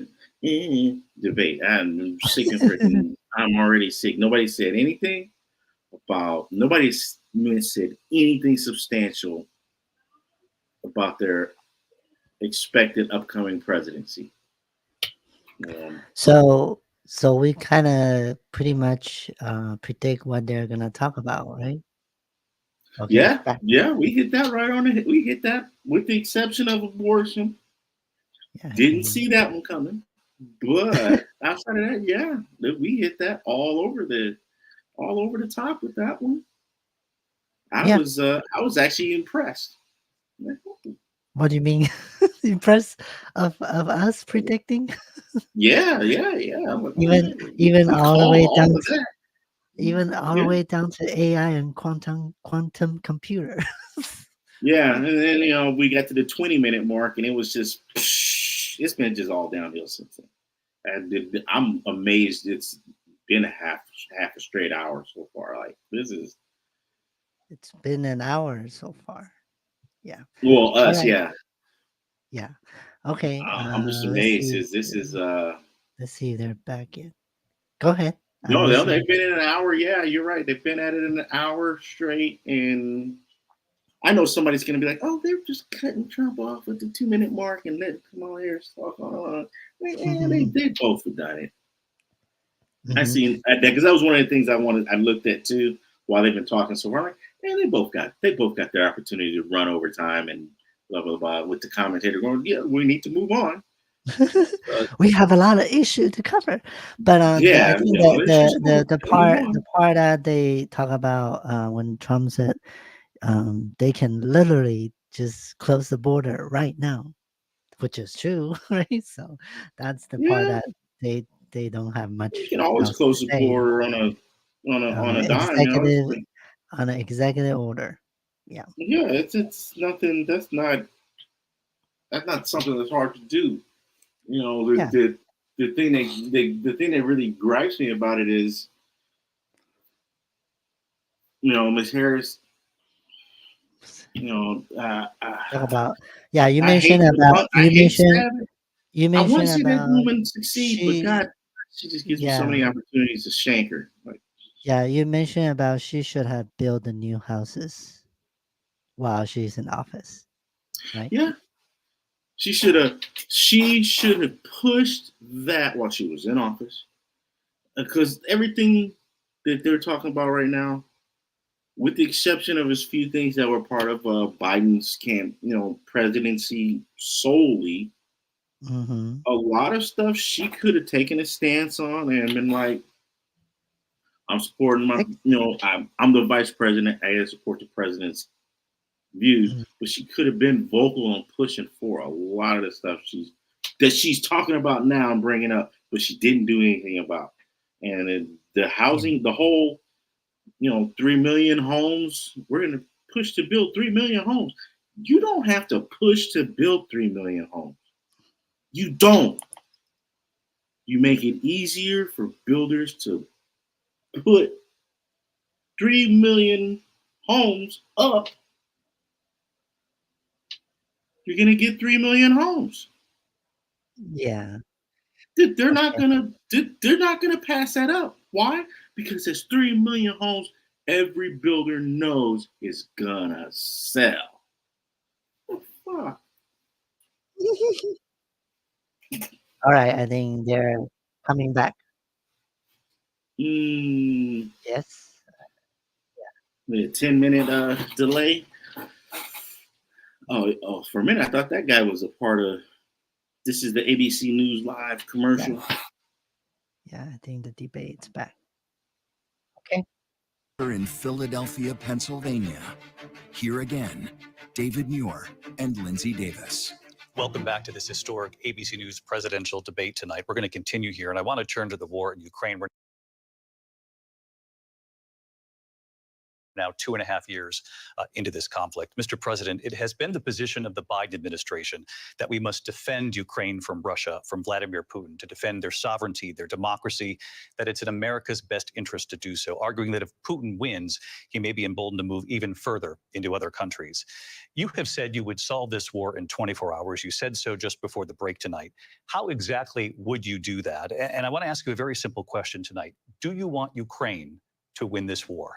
I want the war to stop. I want to save lives that are being uselessly, people being killed by the millions. It's the millions. It's so much worse than the numbers that you're getting, which are fake numbers. Look, we're in for 250 billion or more. because they don't ask Europe, which is a much bigger beneficiary to getting this thing done than we are. They're in for $150 billion less because Biden and you don't have the courage to ask Europe like I did with NATO. They paid billions and billions, hundreds of billions of dollars when I said, either you pay up or we're not going to protect you anymore. So that's maybe one of the reasons they don't like me as much as they like weak people. But you take a look at what's happening. We're in for 250 to 275 billion.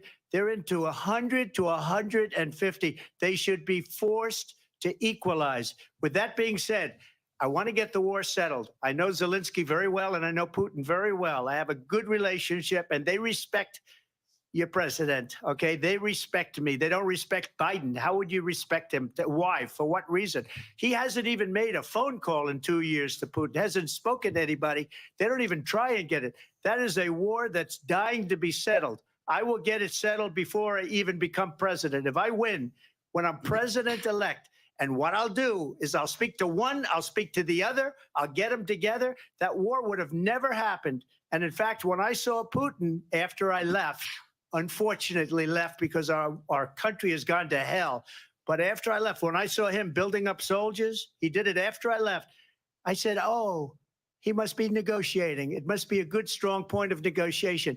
Well, it wasn't, because Biden had no idea how to talk to him. He had no idea how to stop it. And now you have millions of people dead, and it's only getting worse, and it could lead to World War III. Don't kid yourself, David.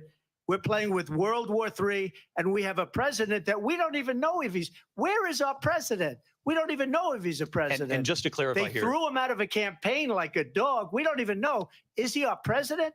But we have a president, Mr. President, that doesn't know he's alive. your time is up. Just to clarify in the question, do you believe it's in the U.S. best interest for Ukraine to win this war, yes or no? I think it's the U.S. best interest to get this war finished and just get it done. All right. Negotiate a deal, because we have to stop all of these human lives from being destroyed. I want to take this to Vice President Harris. I want to get your thoughts on support for Ukraine in this moment, but also as Commander-in-Chief, if elected, how would you deal with Vladimir Putin, and would it be any different from what we're seeing from President Biden? Well, first of all, it's important to remind the former president you're not running against Joe Biden, you're running against me. I believe the reason that Donald Trump says that this war would be over within 24 hours is because he would just give it up. And that's not who we are as Americans. Let's understand what happened here. I actually met with Zelensky a few days before Russia invaded, tried through force to change territorial boundaries, to defy one of the most important international rules and norms, which is the importance of sovereignty and territorial integrity. And I met with President Zelensky. I shared with him American intelligence about how he could defend himself. Days later, I went to NATO's eastern flank, to Poland and Romania. And through the work that I and others did, we brought 50 countries together to support Ukraine in its righteous defense. And because of our support, because of the air defense, the ammunition, the artillery, the javelins, the Abrams tanks that we have provided, Ukraine stands as an independent and free country. If Donald Trump were president, Putin would be sitting in Kyiv right now. And understand what that would mean, because Putin's agenda is not just about Ukraine. Understand why the European allies and our NATO allies are so thankful that you are no longer president, and that we understand the importance of the greatest military alliance the world has ever known, which is NATO, and what we have done to preserve the ability of Zelensky and the Ukrainians to fight for their independence. Otherwise, Putin would be sitting in Kyiv with his eyes on the rest of Europe, starting with Poland. And why don't you tell the 800,000 Polish Americans right here in Pennsylvania how quickly you would give up for the sake of favor and what you think is a friendship with what is known to be a dictator who would eat you for lunch. Vice President Harris, thank you. We've heard from both of you on Ukraine tonight. Afghanistan came up in the last hour. I wanted her to respond to something you said earlier, and now, please, I'll give you a minute here. Putin would be sitting in Moscow, and he wouldn't have lost 300,000 men and women, but he would have been sitting in Moscow. Quiet, please. He would have been sitting in Moscow much happier than he is right now. But eventually, you know, he's got a thing that other people don't have. He's got nuclear weapons. They don't ever talk about that. He's got nuclear weapons. Nobody ever thinks about that. And eventually, maybe he'll use them, and maybe he hasn't been that threatening, but he does have that. Something we don't even like to talk about. Nobody likes to talk about it. But just so you understand, they sent her to negotiate peace before this war started. 3 days later, he went in and he started the war because everything they said was weak and stupid. They said the wrong things. That war should have never started. She was the emissary. They sent her in to negotiate with Zelensky and Putin, and she did. And the war started 3 days later. And that's the kind of talent we have with her. She's worse than Biden. In my opinion, I think he's the worst president in the history of our country. She goes down as the worst vice president in the history of our country. But let me tell you something. She is a horrible negotiator. They sent her in to negotiate. As soon as they left, Putin did the invasion. President Trump, thank you. You did bring up something. You said she went to negotiate with Vladimir Putin. Vice President Harris, have you ever met Vladimir Putin? Can you clarify tonight? Yet again, I said it at the beginning of this debate, you're going to hear a bunch of lies coming from this fellow. And that is another one. When I went to meet with President Zelensky, I've now met with him over 5 times.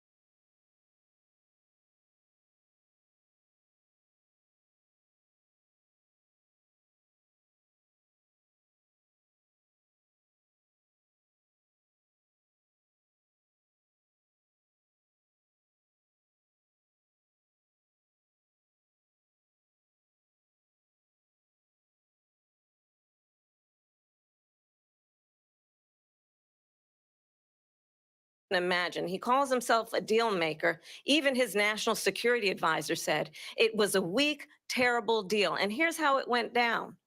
He bypassed the Afghan government. He negotiated directly with a terrorist organization called the Taliban. The negotiation involved the Taliban getting 5,000 Taliban terrorists released. And get this, get this. And the president at the time invited the Taliban to Camp David, a place of storied significance for us as Americans, a place where we honor the importance of American diplomacy, where we invite and receive respected world leaders. And this former president, as president, invited them to Camp David because he does not again appreciate the role and responsibility of the President of the United States to be commander-in-chief with a level of respect. And this gets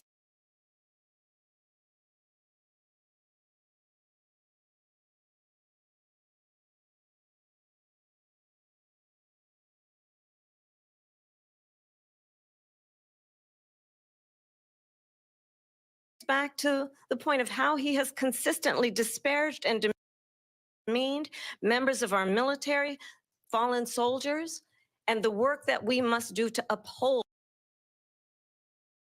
the strength and the respect of the United States of America around the world. Vice President Harris, thank you. President Trump, your response to her saying that you began the negotiations with the Taliban.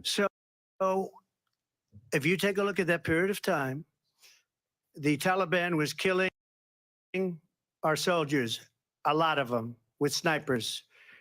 And I got involved with the Taliban because the Taliban was doing the killing. That's the fighting force within Afghanistan. They don't bother doing that because, you know, they deal with the wrong people all the time. But I got involved.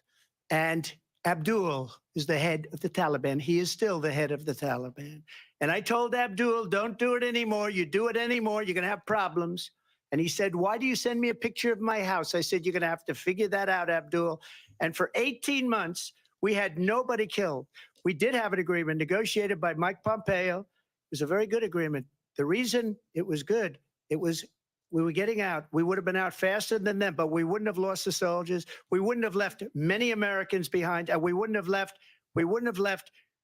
$85 billion worth of brand new, beautiful military equipment behind. And just to finish, they blew it.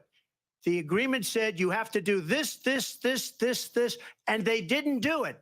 They didn't do it. The agreement was terminated by us because they didn't do what they were supposed to do. I want to move on. And these people did the worst withdrawal, and in my opinion, the most embarrassing moment in the history of our country. And by the way, that's why Russia attacked Ukraine, because they saw how incompetent she and her boss are.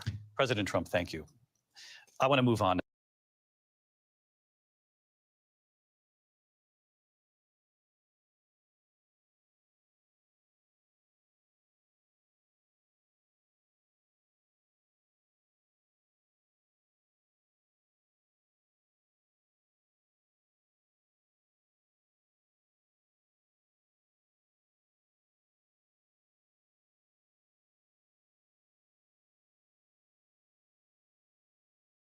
Now to race and politics in this country. Mr. President, you recently said of Vice President Harris, quote, "I didn't know she was black until a number of years ago when she happened to turn black, and now she wants to be known as black."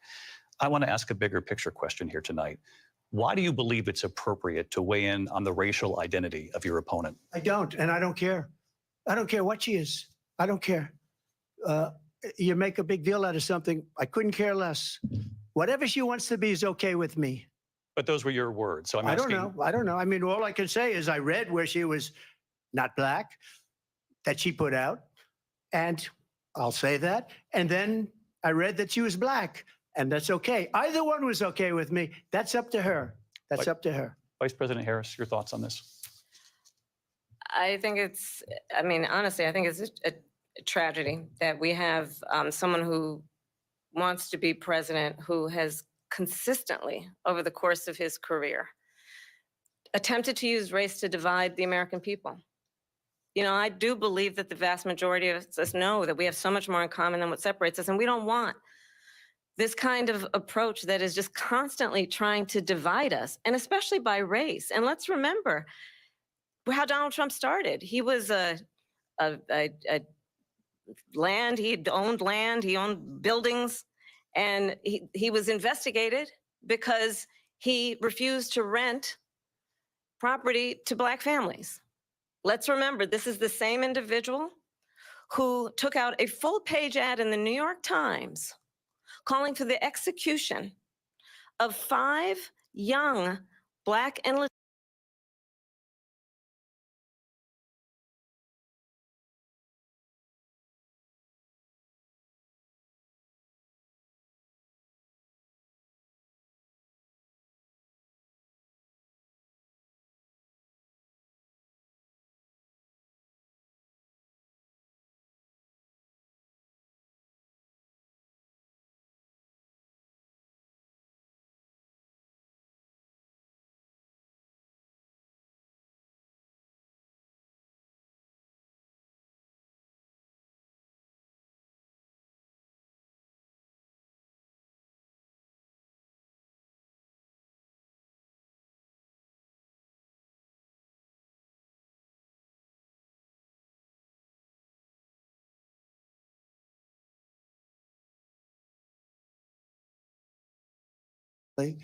And if they pled guilty, then they pled, we're not guilty. But this is a person that has to stretch back years, 40, 50 years ago, because there's nothing now. I built one of the greatest economies in the history of the world, and I'm going to build it again. It's going to be bigger, better, and stronger. But they're destroying our economy. They have no idea what a good economy is. Their oil policies, every single policy. And remember this, she is Biden. You know, she's trying to get away from Biden. I don't know the gentleman, she says. She is Biden. The worst inflation we've ever had, a horrible economy because inflation has made it so bad, and she can't get away with that. Thank you. Your time is up. I want to respond to that, though. I want to just respond briefly. Clearly, I am not Joe Biden, and I am certainly not Donald Trump. And what I do offer is a new generation of leadership for our country, one who believes in what is possible, one who brings a sense of optimism about what we can do instead of always disparaging the American people. I believe in what we can do to strengthen our small businesses, which is why I have a plan. Let's talk about our plans and let's compare the plans. I have a plan to give startup businesses $50,000 tax deduction to pursue their ambitions, their innovation, their ideas, their hard work. I have a plan, $6,000 for young families for the first year of your child's life to help you in that most critical stage of your child's development. I have a plan that is about allowing people to be able to pursue what has been fleeting in terms of the American dream by offering a help with down payment of $25,000 down payment assistance for first-time home buyers. That's the kind of conversation, I believe, David, that people really want tonight, as opposed to a conversation that is constantly about belittling and name calling. Let's turn the page Vice President and move Harris, forward. thank you. Let's turn to policy. President Let's Trump, turn back we to have policy. to move on. President Trump. Let's turn to policy, She has please. a plan to defund the police. She has a plan to confiscate everybody's gun. President Trump, She we has do a have to plan move to on to not other allow issues. fracking in Pennsylvania or anywhere else. Okay. Thank you, That's Mr. what her President. plan is until just recently. I just need Lindsay, to go ahead. respond President because Trump, the President former Trump, president has no, said I'm something sorry. twice that I need to No, respond to. I'm sorry. We're I gonna just need to move on, respond Vice one President time Harris. to what he has President said Trump, this multiple is times. now your Yes. third time running for president. You have long vowed to repeal and replace the Affordable Care Act, also known as Obamacare. You have failed to accomplish that. You now say you're going to keep Obamacare, quote, unless we can do something much better. Last month, you said, quote, we're working on it. So tonight, 9 years after you first started running, do you have a plan, and can you tell us what it is? Obamacare was lousy health care, always was. It's not very good today. And what I said, that if we come up with something, and we are working on things, we're going to do it and we're going to replace it. But remember this, I inherited Obamacare because Democrats wouldn't change it. They wouldn't vote for it. They were unanimous. They wouldn't vote to change it. If they would have done that, we would have had a much better plan than Obamacare. But the Democrats came up. They wouldn't vote for it. I had a choice to make when I was president. Do I save it and make it as good as it can be? Never going to be great. Or do I let it rot? And I felt I had an obligation, even though politically it would have been good to just let it rot and let it go away. I decided, and I told my people, the top people, and they're very good people. I have a lot of good people in that administration. We read about the bad ones. We had some real bad ones too, and so do they. They have really bad ones. The difference is they don't get rid of them. But let me just explain. I had a choice to make. Do I save it and make it as good as it can be, or do I let it rot? And I saved it. I did the right thing. But it's still never going to be great, and it's too expensive for people. And what we will do is we're looking at different plans. If we can come up with a plan that's going to cost our people, our population, less money and be better health care than Obamacare, then I would absolutely do it. But until then, I'd run it as good as it can be run. So just a yes or no, you still do not have a plan. I have concepts of a plan. I'm not president right now. But if we come up with something, I would only change it if we come up with something that's better and less expensive. And there are concepts and options we have to do that. And you'll be hearing about it in the not too distant future. Vice President Harris, in 2017, you supported Bernie Sanders' proposal to do away with private insurance and create a government-run healthcare system. 2 years later, you proposed a plan that included a private insurance option.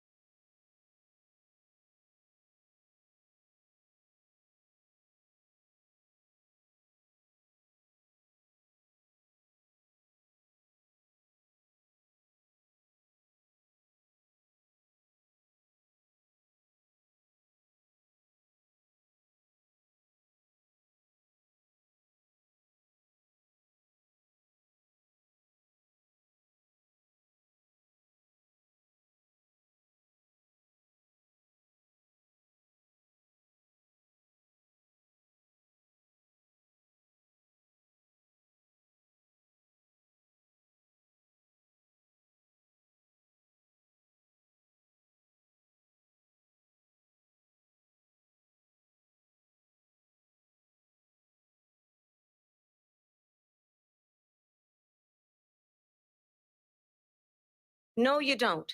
No, you don't get rid of the Affordable Care Act. You have no plan. And what the Affordable Care Act has done is eliminate the ability of insurance companies to deny people with pre-existing conditions. I don't have to tell the people watching tonight, you remember what that was like? Remember when an insurance company could deny if a child had asthma, if someone was a breast cancer survivor,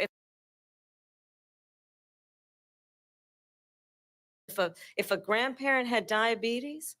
And thankfully, as I've been vice president and we over the last 4 years have strengthened the Affordable Care Act, we have allowed for the first time Medicare to negotiate drug prices on behalf of you, the American people. Donald Trump said he was going to allow Medicare to negotiate drug prices. He never did. We did.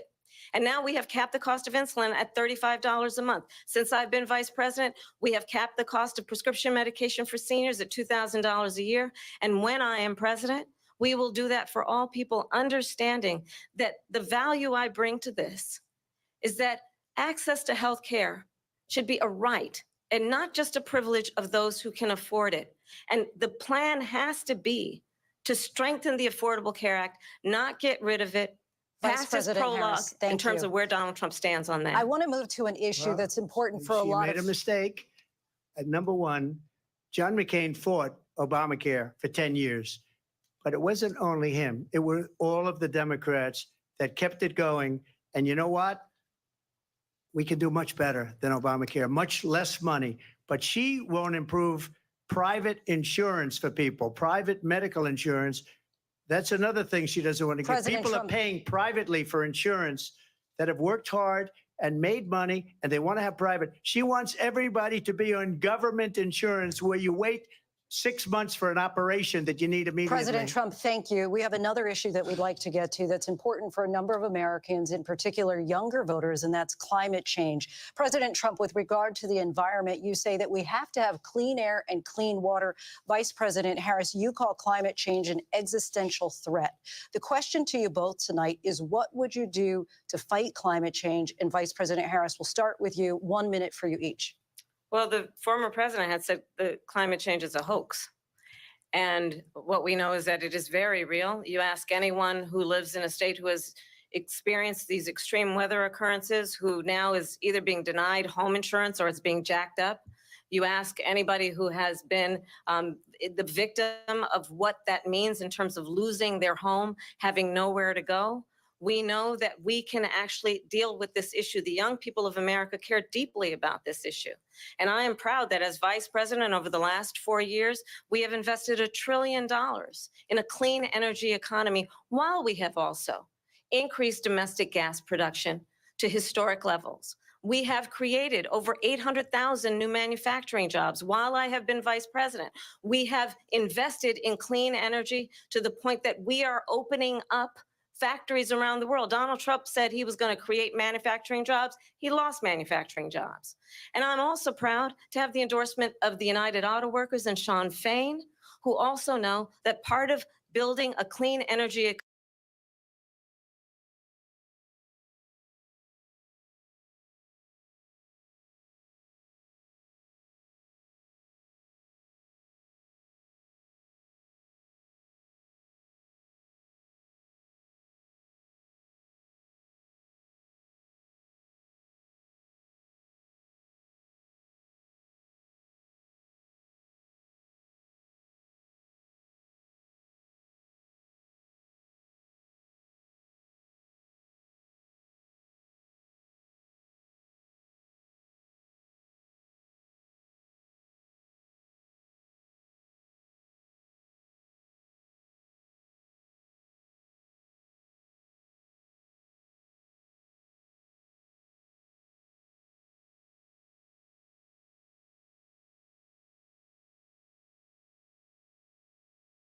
to people, because supposedly China paid him millions of dollars. He's afraid to do it. Between him and his son, they get all this money from Ukraine. They get all this money from all of these different countries. And then you wonder, why is he so loyal to this one, that one, Ukraine, China? Why is he? Why did he get $3.5 million from the mayor of Moscow's wife? Why did she pay him $3.5 million? This is a crooked administration, and they're selling our country down the tubes. President Trump, thank you. Thank you. We'll be right back with closing statements from both of our candidates. An historic night, this ABC News presidential debate from Philadelphia. Back in a moment.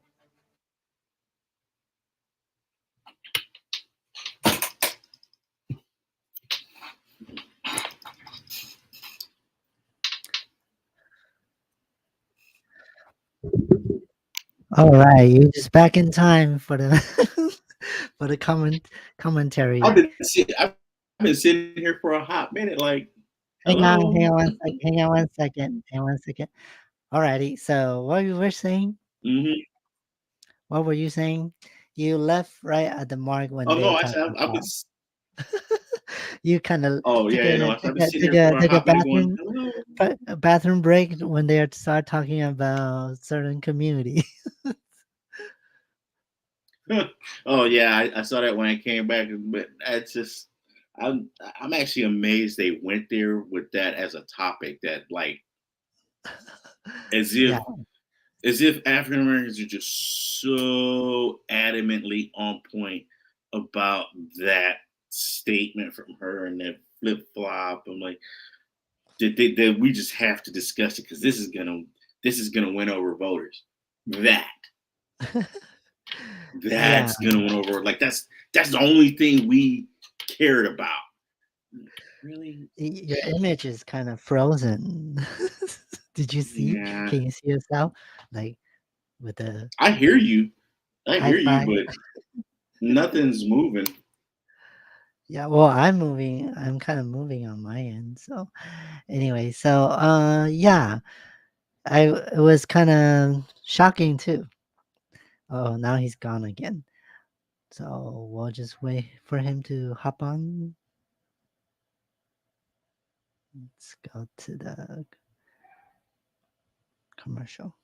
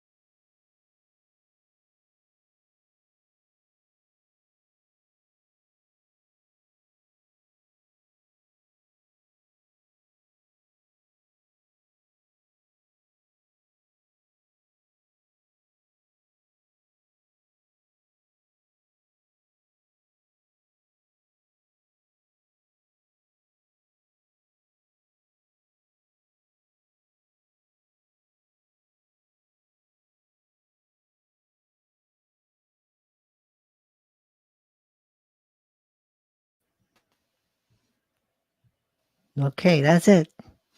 Um, let's do a very quick comment and we'll finish this like 3 to 5 minutes. Yeah, yeah.